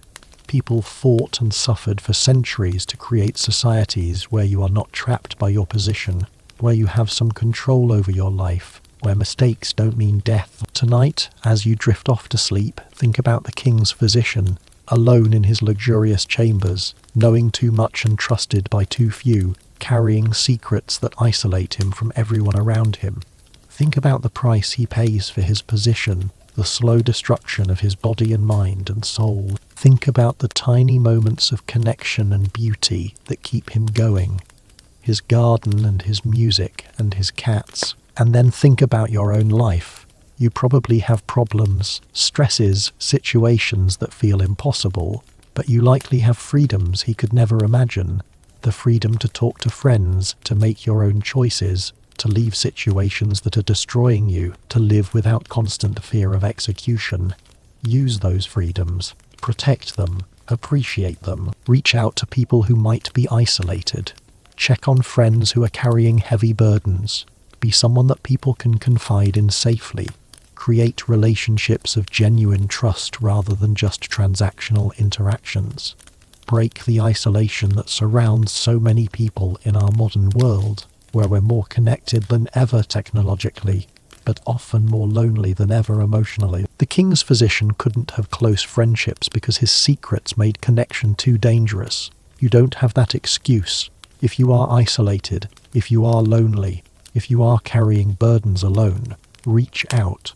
Find connection. Don't let yourself become trapped in a prison of your own making. And if you are in a position of power over others, if you are someone that other people depend on or fear, think about what that does to them. Are you making it possible for them to be honest with you? Or are you creating an environment where everyone has to perform and hide and calculate? Power isolates everyone, both the powerful and those around them, unless it is exercised with real care for human connection. But before we close tonight's journey, let's explore some specific historical cases of royal physicians from other courts. Because the pattern of isolation, danger, and tragedy repeats across Europe with remarkable consistency. Each court had its own culture, its own specific dangers, but the fundamental dynamic remained the same. Intimate knowledge combined with absolute power creates impossible situations for the physicians caught in between. Let's travel to the French court of Louis XIV, the Sunday King, in the late 1600s. You are Antoine Vallet, chief physician to the king, and you face challenges that make even Henry VIII's Seventh Court look manageable.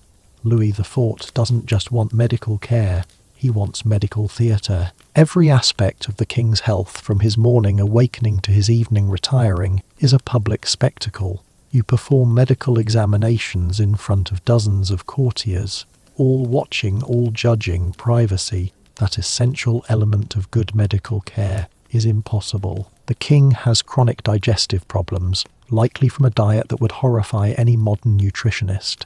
He eats enormous meals, multiple courses of rich meats and sauces, drinks heavily, and then wonders why he has constant stomach pain and diarrhea. You know the solution is dietary moderation, but suggesting the king eat less would be seen as criticizing his royal magnificence.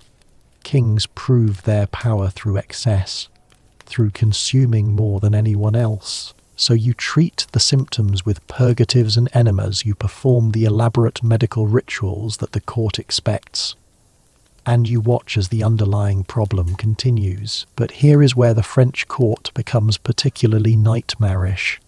Louis XIV believes that any admission of illness is a sign of weakness that his enemies might exploit. So when he is genuinely sick, which happens frequently, you have to treat him in secret while publicly maintaining the fiction that he is in perfect health. You are sneaking into his private chambers at odd hours, providing treatments that can't be documented, prescribing medicines that officially don't exist. You are managing two completely contradictory medical records, the real one that documents his actual health problems, and the official one that shows a king in perpetual robust health. This duplicity extends to major medical procedures. When the king develops an anal fistula, a painful infection that requires surgery, you have to prepare for an operation that officially isn't happening. You practice the procedure on prisoners, men who are condemned to die anyway, perfecting your technique on their living bodies. This is horrifying from a modern ethical standpoint, but in your context, it is seen as prudent preparation. Better to perfect the technique on expendable lives than risk failure on the king. The surgery itself is performed in secrecy, with only a handful of people aware it is happening. You cut into the king's body, drain the infection, cauterize the wound with red-hot iron.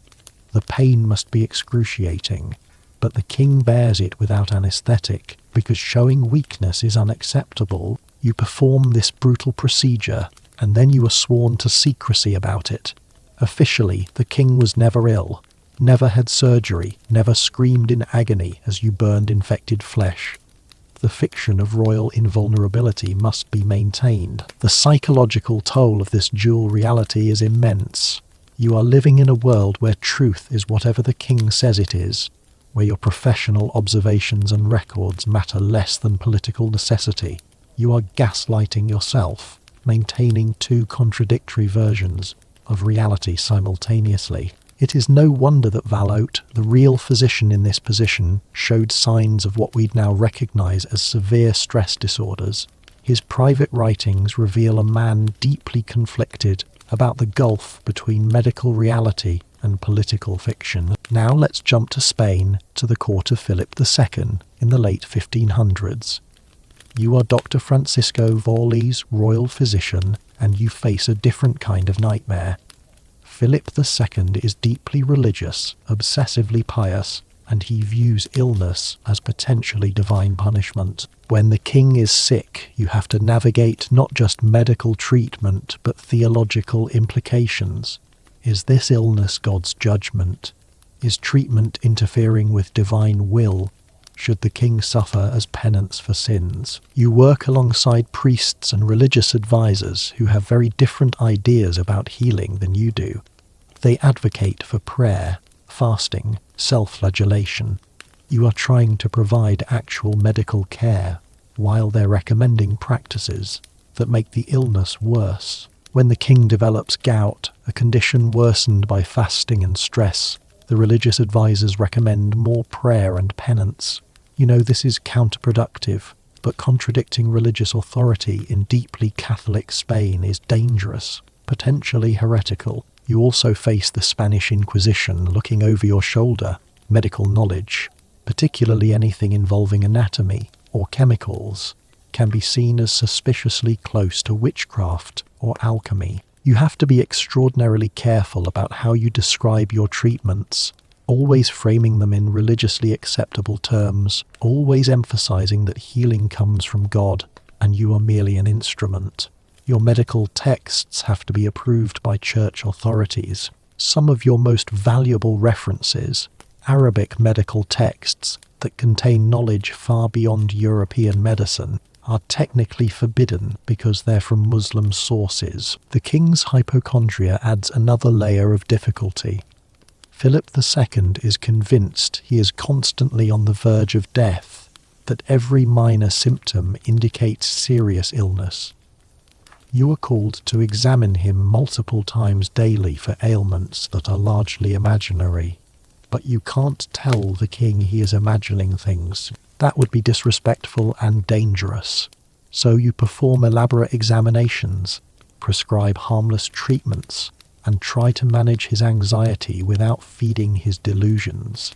It is exhausting and absurd, like being a therapist without any therapeutic training, using medieval medicine to treat what is really a mental health condition. When the king's son dies, possibly from medical treatment that you supervised, you face not just grief and professional failure, but potential charges of heresy. Did you somehow cause the prince's death through improper treatment? Were you insufficiently prayerful in your approach? The investigation combines medical review with theological interrogation, and you are terrified that your medical practices will be deemed unchristian. The fact that you are ultimately cleared doesn't erase the trauma of believing you might be burned at the stake for doing your job. Let's travel north to the court of Catherine de' Medici in France. Mid-1500s, you are dealing with a queen who is deeply interested in poisons and is rumoured to have used them against enemies. As her physician, you are in the horrifying position of potentially being asked to help with poisonings while also being responsible for treating anyone who gets poisoned.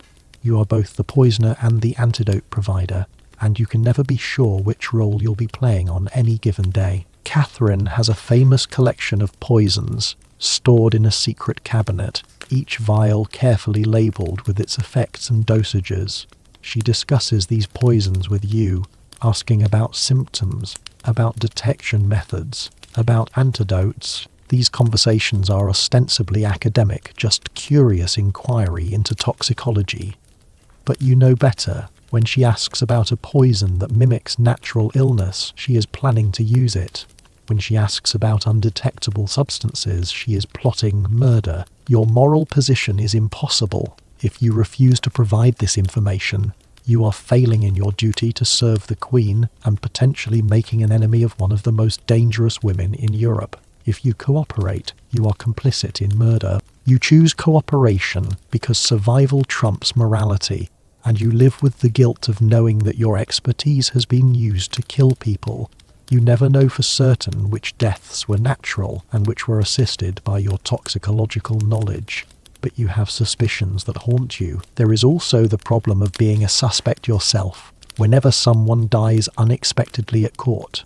As the physician with knowledge of poisons, you are the obvious person to blame if poisoning is suspected. You've been investigated multiple times, your chambers searched, your medicine stores examined for suspicious substances. Each investigation is terrifying because you know that evidence can be planted, accusations can be manufactured. Your knowledge of poisons, which makes you valuable to the Queen, also makes you vulnerable to accusations of using that knowledge for assassination. Let's examine the court of the Holy Roman Emperor Rudolf II in Prague, late 1500s. Rudolf is fascinated by alchemy, astrology, and occult knowledge.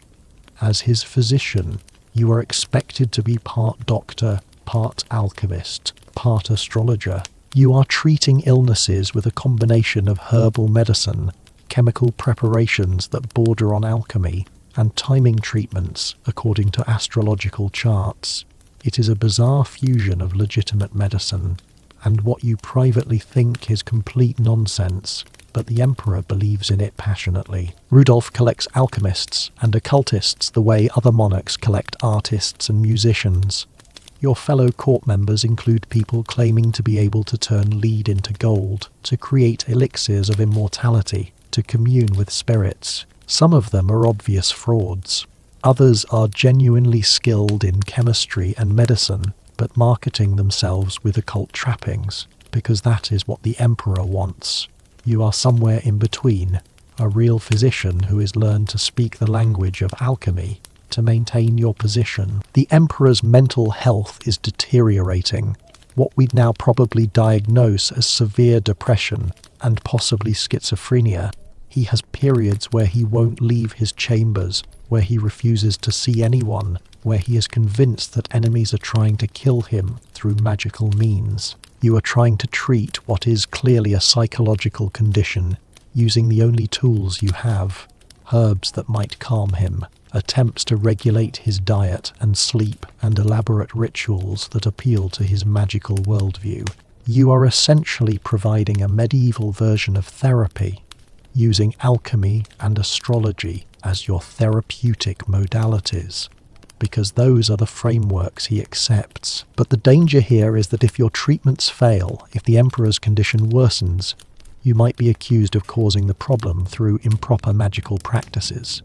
The line between medicine and sorcery is dangerously thin in Rudolf's court. Too much success, and you might be suspected of using dark magic. Too much failure, and you are incompetent or malicious. You are trying to find a middle path where you are helpful enough to keep your position, but not so successful that you seem suspiciously powerful. Now let's talk about what happens during plague outbreaks, because these represent the most terrifying periods for any royal physician. It is 1563, and plague has come to London. You are the king's physician, and you face an impossible situation. Your duty is to stay with the king and protect his health, but staying in a plague-ridden city means risking your own life. Your medical training tells you to flee, to get away from the infected city. Your professional duty tells you to stay. There is no good choice. The king retreats to a country estate, and you go with him. You are responsible for keeping plague out of the royal household, which means you become essentially a quarantine officer. Anyone who wants access to the king must first be examined by you for signs of plague. You are looking for fever, swellings in the lymph nodes, the characteristic buboes that give bubonic plague its name. If you find these signs or even suspect them, you have the authority to deny access to anyone, regardless of their rank. This power makes you deeply unpopular. Nobles who want to see the king are offended by being examined by a physician, by being denied access based on your medical judgment. You receive threats, bribes, demands to make exceptions. A duke offers you a fortune to certify him as healthy, even though you found early signs of plague. Refusing might make a powerful enemy. Accepting might let plague into the royal household, which would definitely get you executed. You refuse, and the duke becomes an enemy who will work against you for years. You also have to manage the king's fear. He is terrified of plague, as everyone is, and he demands constant reassurance that he is safe. You perform examinations multiple times daily, checking for any sign of infection. You prescribe preventive measures based on the medical understanding of your time. Certain herbs burned to purify the air, pomanders filled with aromatic substances to ward off miasma, dietary changes to strengthen the humours. None of this actually prevents plague because plague is bacterial and spread by fleas, but you don't know that. You are doing your best with wrong information, hoping that your measures provide at least psychological comfort, if not actual protection. The plague devastates London. thousands die. You receive reports of the death toll, including people you know, colleagues and friends and patients. The survivors who eventually return to court tell horror stories of mass graves, of bodies piled in the streets, of families wiped out entirely. You feel guilty for being safe in the country estate while others suffered and died. Survivors' guilt is crushing, even though you rationally know that staying in London would just have gotten you killed without helping anyone. The guilt doesn't respond to rationality. When plague finally subsides and the court returns to London, you are among the first to re-enter the city, assessing whether it is safe for the king to return. You walk through streets that are eerily empty, past houses marked with red crosses indicating deaths within. The smell of death still hangs in the air despite months passing since the worst of the outbreak. You examine survivors looking for any signs that plague might flare up again. It is terrifying work, exposing yourself to potential infection, but it is your duty. The king must know it is safe before he'll return, and you are the one who has to make that determination. You make the call that the city is safe enough. The king returns, and life resumes. But you are haunted by the decision. What if you are wrong? What if plague returns, and the king becomes infected because you declared the city safe too soon? You watch obsessively for any sign of new infections, ready to evacuate the court at the first hint of renewed outbreak. The responsibility is crushing. Let's talk about the specific challenge of treating venereal diseases in royal patients, because this is one of the most delicate and dangerous aspects of your job. The king has syphilis, almost certainly contracted from numerous extramarital affairs. This puts you in an impossible position. You have to treat the disease aggressively enough to slow its progression, but you can't acknowledge what you are treating, because that would require admitting the king has a disease associated with sexual promiscuity. The political and personal embarrassment would be intolerable, so you treat him for a variety of other conditions that explain the same symptoms. The skin lesions are treated as a rash from bad air. The neurological symptoms are blamed on melancholia or an imbalance of humours. The genital symptoms are delicately ignored or attributed to inflammation from excessive heat. You are building an elaborate medical fiction that both you and the king participate in. He knows he has syphilis. You know he has syphilis. But neither of you can ever say it directly, so you dance around the truth with euphemisms and misdirection. The treatment itself is brutal. Mercury is the standard remedy, and it is devastatingly toxic. You administer it as ointments that the king rubs on his skin, where it is absorbed into his bloodstream. You also prepare mercury fumigations, where the king sits in an enclosed space while mercury is vaporized, breathing in the toxic fumes. The theory is that mercury drives the syphilis from the body through sweating and salivation. The reality is that you are poisoning him with heavy metal, causing tremors, tooth loss, kidney damage and brain damage, all while hoping that the mercury kills the syphilis bacteria before it kills the king. You watch him deteriorate from the mercury treatment. His hands shake, his teeth loosen and fall out, his gums turn black and recede. He produces excessive saliva, drooling constantly. His memory and cognition decline. Some of this is probably the syphilis progressing, but much of it is mercury poisoning. Harm you are causing in the name of treatment. You feel like you are torturing him slowly, and you are not even sure it is helping, but you have no better option. This is the cutting edge of syphilis treatment in your era, and it is horrifying. There is also the problem of the king's sexual partners. He continues to have affairs even while infected, which means he is spreading syphilis to other people.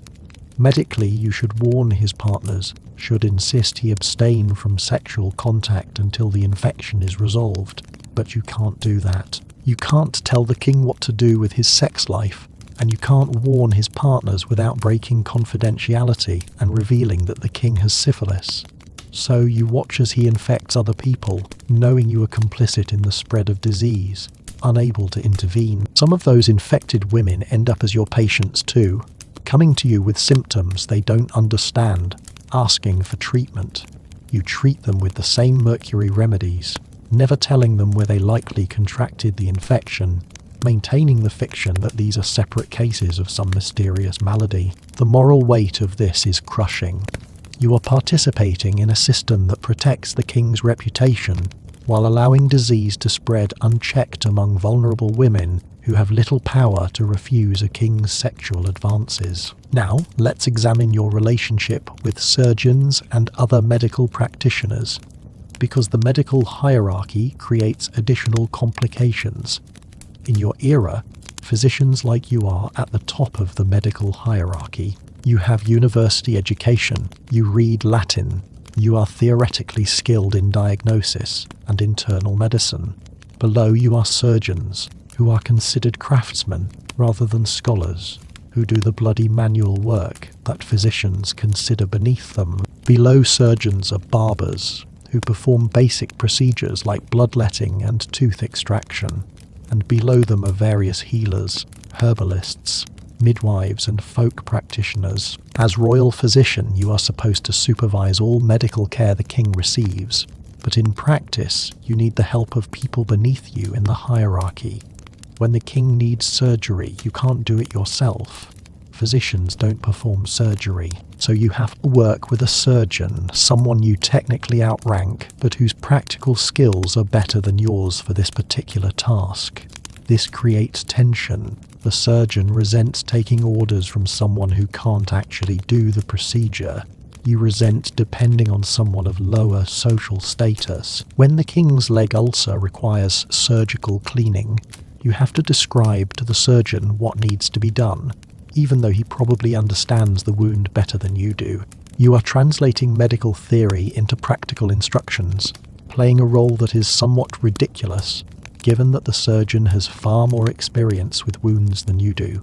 But social hierarchy must be maintained. The surgeon performs the procedure while you watch, and if anything goes wrong, you'll be blamed for giving bad instructions, even though the surgeon's technique might have been the actual problem. There are also female healers and midwives who have practical knowledge that exceeds yours in certain areas, particularly regarding childbirth and women's health. But acknowledging their expertise would mean admitting that your university education doesn't make you omniscient, which would damage your authority. So when the queen is pregnant and experiencing complications, you consult with experienced midwives in secret, getting their practical advice, then presenting their recommendations as your own medical judgment. You are plagiarizing the knowledge of women who can never receive official credit for their expertise, because they're the wrong gender and lack formal credentials. This makes you complicit in a system that suppresses valuable medical knowledge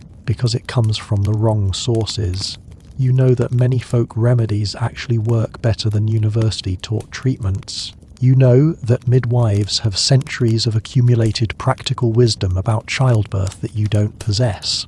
But you can't publicly acknowledge this without undermining the entire system of medical authority that gives you your position. So you steal their knowledge, use it to succeed, and maintain the fiction that your success comes from superior university training, rather than from consulting people you publicly dismiss as ignorant. Let's talk about the specific challenge of treating the king's children, because this adds another layer of danger and complexity. When the prince falls ill, you are responsible not just for the health of one patient, but for the entire succession of the kingdom. If the prince dies, the political consequences are enormous. Civil war might erupt over who should inherit. Foreign powers might take advantage of the instability. Everything depends on keeping this child alive, and you are using medieval medicine, which is barely effective even under the best circumstances. The prince has what you recognize as measles, a common childhood disease that is often fatal in your era. There is no specific treatment, no way to cure it. All you can do is provide supportive care, keep him hydrated, manage the fever, prevent secondary infections, and hope his young body can fight off the disease.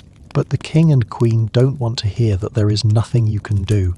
They want aggressive treatment, miracle cures, certainty that their son will survive. So you provide aggressive treatment that probably does more harm than good.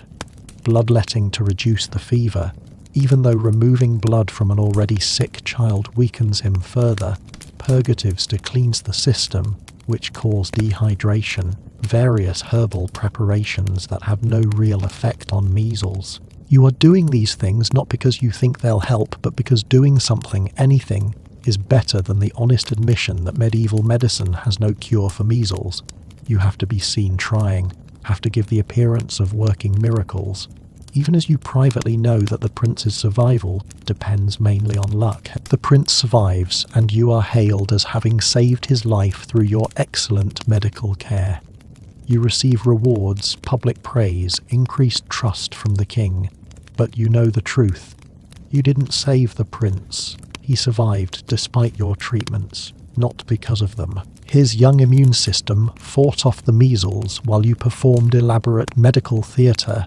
Taking credit for this feels like fraud, but refusing the credit would require explaining that most of your treatments were useless, which would destroy your reputation and possibly get you dismissed or worse. So you accept the praise and feel like a charlatan. The experience also cements your understanding of just how political your medical role is.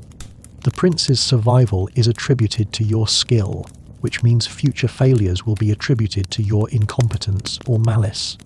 You've been set up for an impossible standard where success is expected regardless of medical reality, and the pressure is now even more intense because everyone believes you can work medical miracles. How do you manage expectations when people think you are capable of curing anything? Now let's examine what happens when you have to testify in legal proceedings, because your medical expertise is sometimes required in court cases.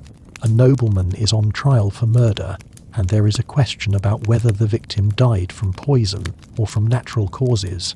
You are called as an expert witness to examine the evidence and provide your professional opinion. This seems straightforward, but it is actually a minefield. The nobleman on trial is powerful and well connected.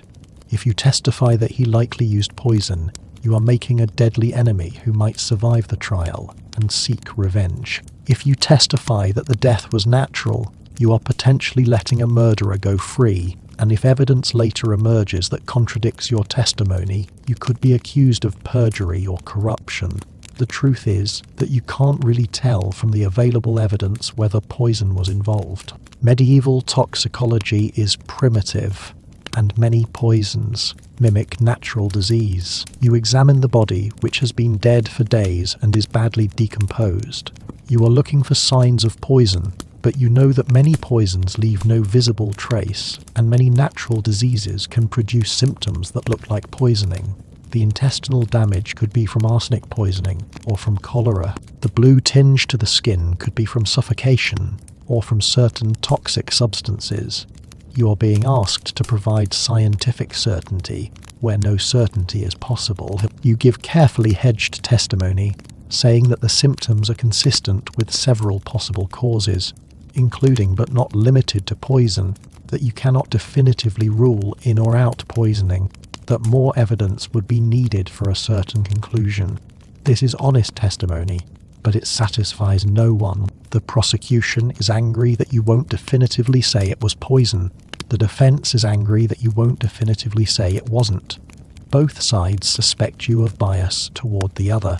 You leave the court having made enemies on both sides, and having provided no clarity to the legal proceedings. Worse, you know that your testimony might determine whether a man lives or dies, and you have no real confidence in your own conclusions. You are operating at the limits of medical knowledge, giving opinions that are barely more than guesses, and lives hang in the balance. The responsibility is crushing, and there is no good way to handle it. Refusing to testify would be contempt of court. Testifying honestly means admitting uncertainty, which is seen as evasion. Testifying with false confidence would be unethical and dangerous. There is no good option. Let's talk about the religious and spiritual aspects of your medical practice, because in your era, these are inseparable from medicine. Every treatment you provide is supposed to acknowledge God as the ultimate healer, with you merely as an instrument of divine will. You are expected to pray with and for your patients, to recommend religious observance as part of treatment, to work alongside priests who provide spiritual care alongside your medical care, but you are also educated enough to see the tensions between religious doctrine and medical observation. The Church teaches that illness is often divine punishment for sin. Your medical experience shows that illness affects the virtuous and the wicked equally, that there is no moral pattern to disease. The Church teaches that the body is corrupt and sinful.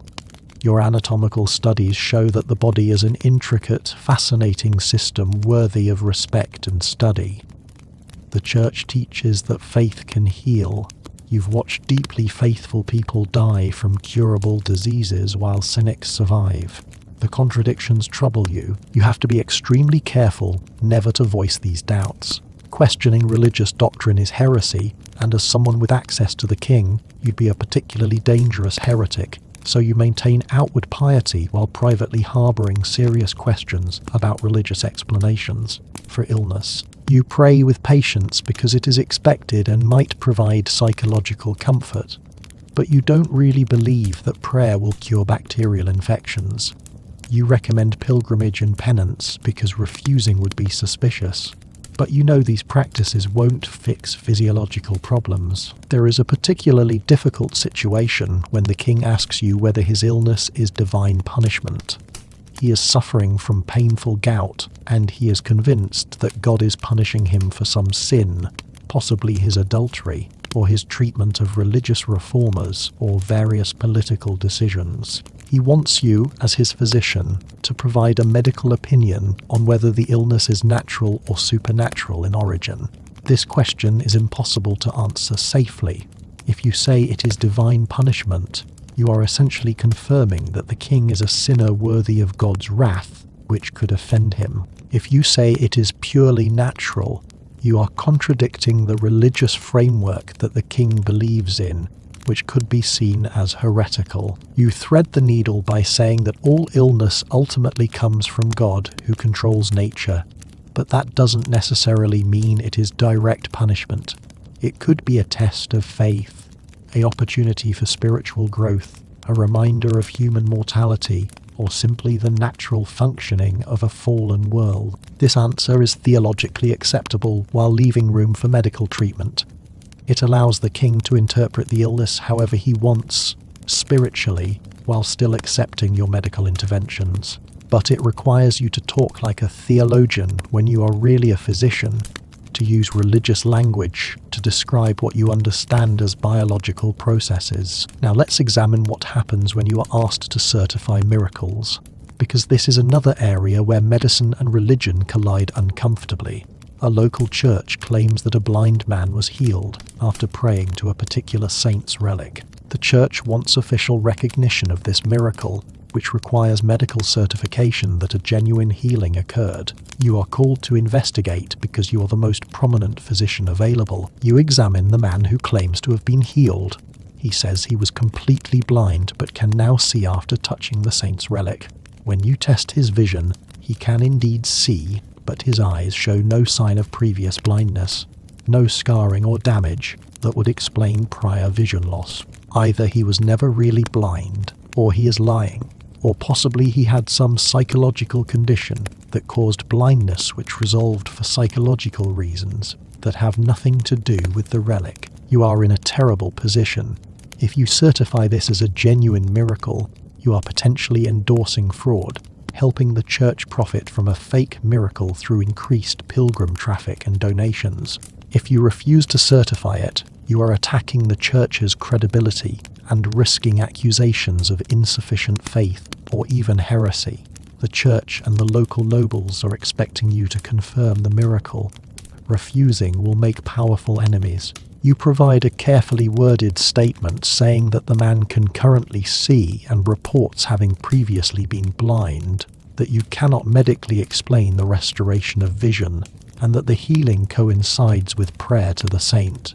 This statement is technically true while avoiding definitively calling it a miracle. You are letting the church interpret your words as miracle certification while preserving your own professional integrity, but you feel dirty about it. complicit in what you strongly suspect is fraud or delusion. Let's talk about what happens when you get sick, because you are human and subject to the same illnesses as everyone else. But admitting illness when you are the royal physician is incredibly dangerous. You wake up one morning with a high fever, body aches, and a terrible cough. You are clearly ill with something, possibly influenza or pneumonia. But you can't admit to being sick because that would raise questions about your ability to serve the king. If you are sick, aren't you contagious? Shouldn't you be isolated from the royal household? And if you are isolated, who treats the king? Admitting illness means losing your position, at least temporarily, and temporary losses at court can easily become permanent. So you hide it. You dose yourself with fever-reducing herbs, drink stimulating tonics to give yourself energy, and perform your duties while seriously ill. You examine the king's morning samples while fighting to keep down your own breakfast. You conduct consultations while your fever spikes and your vision blurs. You prepare medications with hands that shake from illness. It is dangerous, both to your health and to your patients, but admitting weakness is more dangerous. Your illness worsens. You are now coughing up blood, which is terrifying. This could be tuberculosis, which is often fatal, or it could be a severe respiratory infection that will resolve if you rest. But you can't rest. You continue working, continue hiding your illness, and you start making plans for what happens if you die. You write letters to be delivered after your death, update your will, make sure your coded medical notes will be destroyed so they can't be used against your memory. The illness finally breaks after 2 weeks of suffering in secret. Your fever subsides, your cough improves, you survive, but the experience is traumatic. You came close to dying while unable to seek proper medical care because admitting illness would have destroyed your position. You realize that you are so trapped in this role that you'd rather die than show vulnerability. This realization is disturbing. What kind of life is this, where you can't even acknowledge being sick? Now let's examine the dark reality of human experimentation that occurs in royal courts, because this is one of the aspects of your job that will haunt you most. You are developing a new treatment, a preparation that you think might help with the king's gout. You've worked out the theory behind it, combined several herbs in a way that should reduce inflammation and pain. But you don't know if it actually works, and you certainly don't know if it is safe. Testing it on the king first would be insane. If it makes him worse, or if he has an adverse reaction, you'll be executed. So you need to test it on someone else first, someone expendable. You approach the problem like any researcher. You need experimental subjects. But in your era, there is no concept of informed consent, no ethics boards, no protections for research subjects. You have access to prisoners, servants, the poor, people who have no power to refuse you. You select a prisoner condemned to death for testing. He is going to die anyway. You reason. So using him to test medical treatments is actually giving his death some purpose. You convince yourself this is merciful, that you are doing him a favor. You provide him with the experimental treatment and monitor the effects. He develops severe vomiting and abdominal pain. The treatment is clearly too strong, possibly toxic. You adjust the formula and try again on another prisoner. This version seems better tolerated. After several iterations on several human subjects, you have a formulation that seems relatively safe and possibly effective. You then provide this treatment to the king, confident that you've tested it adequately on human subjects. The king's gout improves, and you are praised for developing an effective new treatment. But you are haunted by the prisoners you experimented on. One of them died from your early toxic formulation. Others suffered severe side effects. They had no choice in this, no understanding of what you were doing to them, no benefit from the research since they were executed anyway. You used them as experimental animals, and the fact that it is standard practice in your era doesn't make it ethical. This pattern repeats throughout your career. New treatments must be tested, and they're tested on people who can't refuse, prisoners, servants, the terminally ill poor who are desperate enough to accept experimental treatment in exchange for basic care. You are advancing medical knowledge through these experiments. Some of your successful treatments will eventually save lives, but the cost is borne by people who had no choice and received no benefit. The moral weight of this is crushing. You try to rationalize it. Medicine advances through experimentation. Someone has to test new treatments. Better to test on condemned prisoners than on the king or innocent people. Your intentions are good. You are trying to develop better treatments, trying to heal, but you know that good intentions don't erase the harm you are doing to vulnerable people. You are using human beings as research tools, and no amount of rationalization makes that acceptable by any ethical standard. The worst part is that you can't even discuss these ethical concerns with anyone. Admitting that you experiment on people would be scandalous. Expressing doubt about the ethics would be seen as weakness or dangerous sentiment, so you carry this burden alone. One more secret that isolates you, one more moral compromise that erodes your sense of self. Let's talk about what happens in your old age, because if you are fortunate enough to survive long enough to become old, you face a new set of challenges. You are in your 60s now, which is quite old for your era. Your hands aren't as steady as they once were. Your eyesight is declining. Your memory isn't quite as sharp. These are normal aging changes, but for a royal physician, their career, threatening weaknesses. You make mistakes that you wouldn't have made when younger. You misread your own notes because your eyesight is failing. You forget which treatment you gave to which patient. Your hands shake when measuring medicines, leading to dosage errors. So far, none of these errors have caused serious harm, but it is only a matter of time. You know you are declining, becoming less competent, but you can't retire because retirement from royal service isn't really an option. You serve until dismissed, or until death. Younger physicians circle like wolves, watching for signs of weakness, ready to replace you. You've trained some of them yourself, and now they're eager for you to fail so they can take your position. You see the calculation in their eyes when you make a mistake. They're documenting your failures, building a case that you are too old for this responsibility, that the king deserves a younger, sharper physician. You are also confronting your own mortality in a way you couldn't when younger. You've spent decades treating the dying, documenting deaths, watching people age and fail. Now it is your turn. Your body is falling apart in the same ways you've observed in countless patients. The gout you've treated in others now affects your own joints. The cognitive decline you've documented in aging nobles is happening to you. You are becoming a case study in the very processes you've spent your career studying, and it is terrifying. You have no one to care for you with the skill and dedication you've provided to others. There is a younger physician assigned to treat you, and you know he is incompetent, but you can't do anything about it. You receive the same inadequate medieval medicine you've provided to others, and you understand now how frustrating and frightening it is to be a patient receiving care you know is insufficient. You are also confronting the question of legacy with new urgency. What will you leave behind? You've served the king faithfully for 40 years, treated hundreds of patients, developed some genuinely useful treatments, trained the next generation of physicians, but your name will likely be forgotten within a generation. The medical advances you contributed to will be attributed to medicine generally, not to you specifically.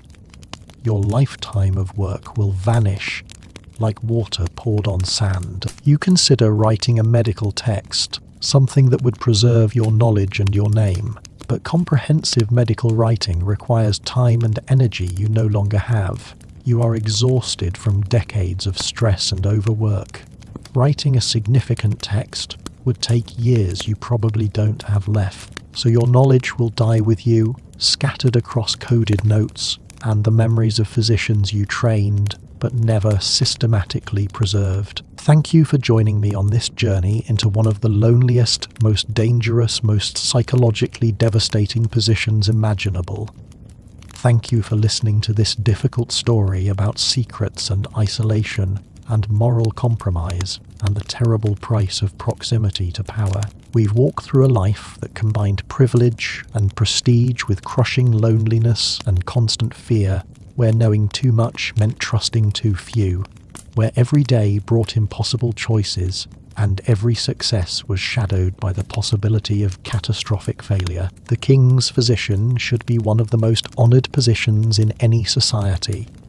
These were skilled professionals, often the most educated and capable physicians of their era, serving at the highest level of their profession. But the combination of absolute royal power, primitive medical knowledge, and court politics turned what should have been an honour into a nightmare. The intimacy required for good medical care, combined with the power imbalance between king and physician, created a relationship that was corrupting for everyone involved. Think about what this story reveals about power and isolation. Both the king and his physician were trapped by the monarchical system. The king couldn't have genuine relationships because everyone around him was calculating how to benefit from his power. The physician couldn't have genuine relationships because he knew too many dangerous secrets. They were both isolated, both performing roles that required them to be less than fully human, both trapped in a system that made authentic connection impossible. The tragedy is that they could have helped each other with this loneliness, but the power imbalance made that impossible. Instead, they used each other and remained alone. Think about what this reveals about the burden of secrets. The physician's loneliness came largely from what he knew and couldn't share. Every secret is a wall between you and other people. The more you know that you can't tell, the more isolated you become. In our modern world, we still face versions of this. Professionals bound by confidentiality, people keeping family secrets, individuals carrying knowledge that would hurt others if revealed. Secrets isolate us. They create distance even from people we care about. The physician's experience is extreme, but the dynamic is universal. Think about what this shows about moral compromise and institutional pressure.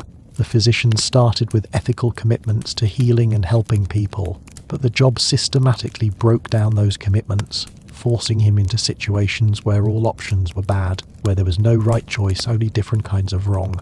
This is what systems sometimes do to people. They create incentives and pressures that make moral action nearly impossible, and then they destroy the people who try to maintain integrity. The physician's moral trajectory from idealistic healer to compromised political operator is tragic, but it is a pattern that repeats in many institutional contexts. Think about the relationship between knowledge and power. The physician had enormous knowledge, intimate understanding of the king's body and health, but that knowledge didn't translate into power. He remained vulnerable, replaceable, subject to the king's whims. Knowledge without institutional power is often insufficient to protect you. This is still relevant in modern contexts. Experts and professionals often find that their expertise doesn't give them the power to implement what they know is right. They're constrained by political realities, economic pressures, institutional dynamics that override their professional judgment. Think about the cost of proximity to power. Being close to the powerful seems desirable, and it does bring certain benefits, wealth, prestige, access. But it also brings danger, constraint, corruption. The closer you are to absolute power, the more you are twisted by it, the more you have to compromise yourself to survive. The physician gained wealth and status by serving the king, but he lost his freedom, his relationships, his moral integrity, his peace of mind. Was the trade worth it? Probably not. This is a lesson about the hidden costs of ambition and the real price of prestigious positions. Now think about your own life and the freedoms you possess that medieval physicians didn't. You likely have the freedom to quit a job that is destroying you, the freedom to have confidential friendships without fear of execution, the freedom to make moral choices without facing death for doing the right thing, the freedom to admit uncertainty and seek help, the freedom to be sick without losing everything. These freedoms are relatively recent in human history. People fought and suffered for centuries to create societies where you are not trapped by your position, where you have basic human rights, where mistakes aren't capital crimes. Don't take these freedoms for granted. They're fragile. They require active protection. When you see systems that trap people in impossible positions, that punish honesty, that force moral compromises, resist them. When you see people being isolated by secrets or position or power dynamics, reach out to them. When you have power over others, wield it with awareness of how power isolates and corrupts both the powerful and those around them. If you are in a helping profession, medicine, therapy, education, ministry, think about the parallels to the royal physician's experience. You probably carry secrets about the people you help. You probably face pressures to compromise your professional judgment for institutional or political reasons.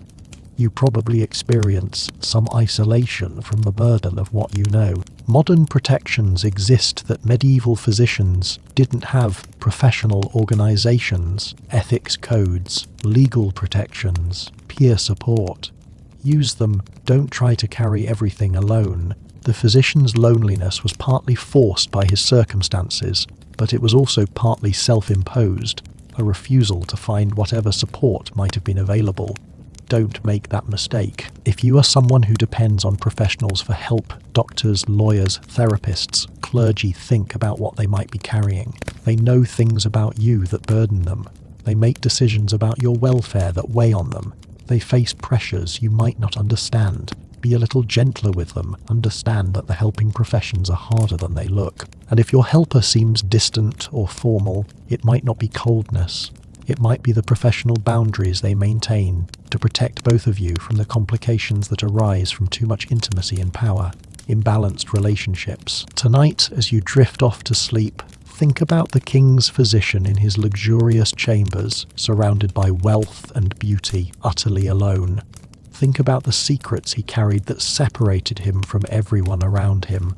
Think about the moral compromises that ate away at his sense of self. Think about the constant fear that made every day a test of survival. Think about the tiny moments of connection, his garden, his music, his cats, that kept him human in a dehumanizing situation. And then think about the connections in your own life, the people you can be honest with, the relationships where you can be vulnerable, the friends who know your struggles and care anyway. These connections are treasures. Protect them. Invest in them. Don't let career ambition or social climbing or any other goal separate you from genuine human connection. Don't let secrets, even necessary, appropriate secrets, create isolation you don't have to endure. Find the balance between appropriate boundaries and unnecessary walls. Reach out to someone this week. Check on a friend who might be isolated. Be someone that people can trust with their burdens. Create spaces where honesty is safe, where vulnerability is respected, where people can share what they're carrying without fear of judgment or betrayal. The antidote to the physician's loneliness is community, genuine connection, the courage to know and be known within appropriate boundaries. And if you are isolated, if you are lonely, if you are carrying secrets and burdens that are crushing you, please reach out. Find someone safe to talk to. Modern society provides resources the physician never had. Therapists, support groups, hotlines, confidential services. You don't have to carry everything alone. The physician had no choice. You do. Use that choice. Refuse the isolation that our achievement-oriented individualistic culture sometimes glorifies. We're meant to live in community, to share burdens, to help each other carry what is too heavy for one person alone. Thank you for spending this time with me, exploring this difficult life and drawing lessons from it. Thank you for caring about someone who died centuries ago, whose name we might not even know, whose sufferings are largely forgotten. By remembering him and people like him, by understanding their struggles, we honor them and we learn from them. We make our own lives richer by understanding the full range of human experience. including the difficult and painful parts. Sweet dreams, and may you wake tomorrow with renewed gratitude for the connections in your life, for the freedom to be honest with people you trust, for the ability to make choices that align with your values, for the opportunity to help others without being destroyed by the helping. May you never know the crushing loneliness of the king's physician, trapped in a golden cage of secrets and fear, and may you always have the courage to reach out, to connect, to refuse the isolation that our modern world sometimes tries to impose. Remember that power isolates everyone it touches. Remember that secrets are walls between souls. Remember that no achievement is worth your humanity. Remember that helping others should never require destroying yourself. Remember that we need each other, that we're meant for community, that loneliness is a warning sign that something in our lives needs to change. Sleep well, dear friends, and dream of a world where healers can heal without fear, where knowledge brings wisdom rather than danger, where power serves rather than corrupts, and where no one has to choose between their calling and their humanity. Good night, and may your tomorrow be filled with genuine connection, purposeful work, and the courage to live authentically even in difficult circumstances. Sweet dreams.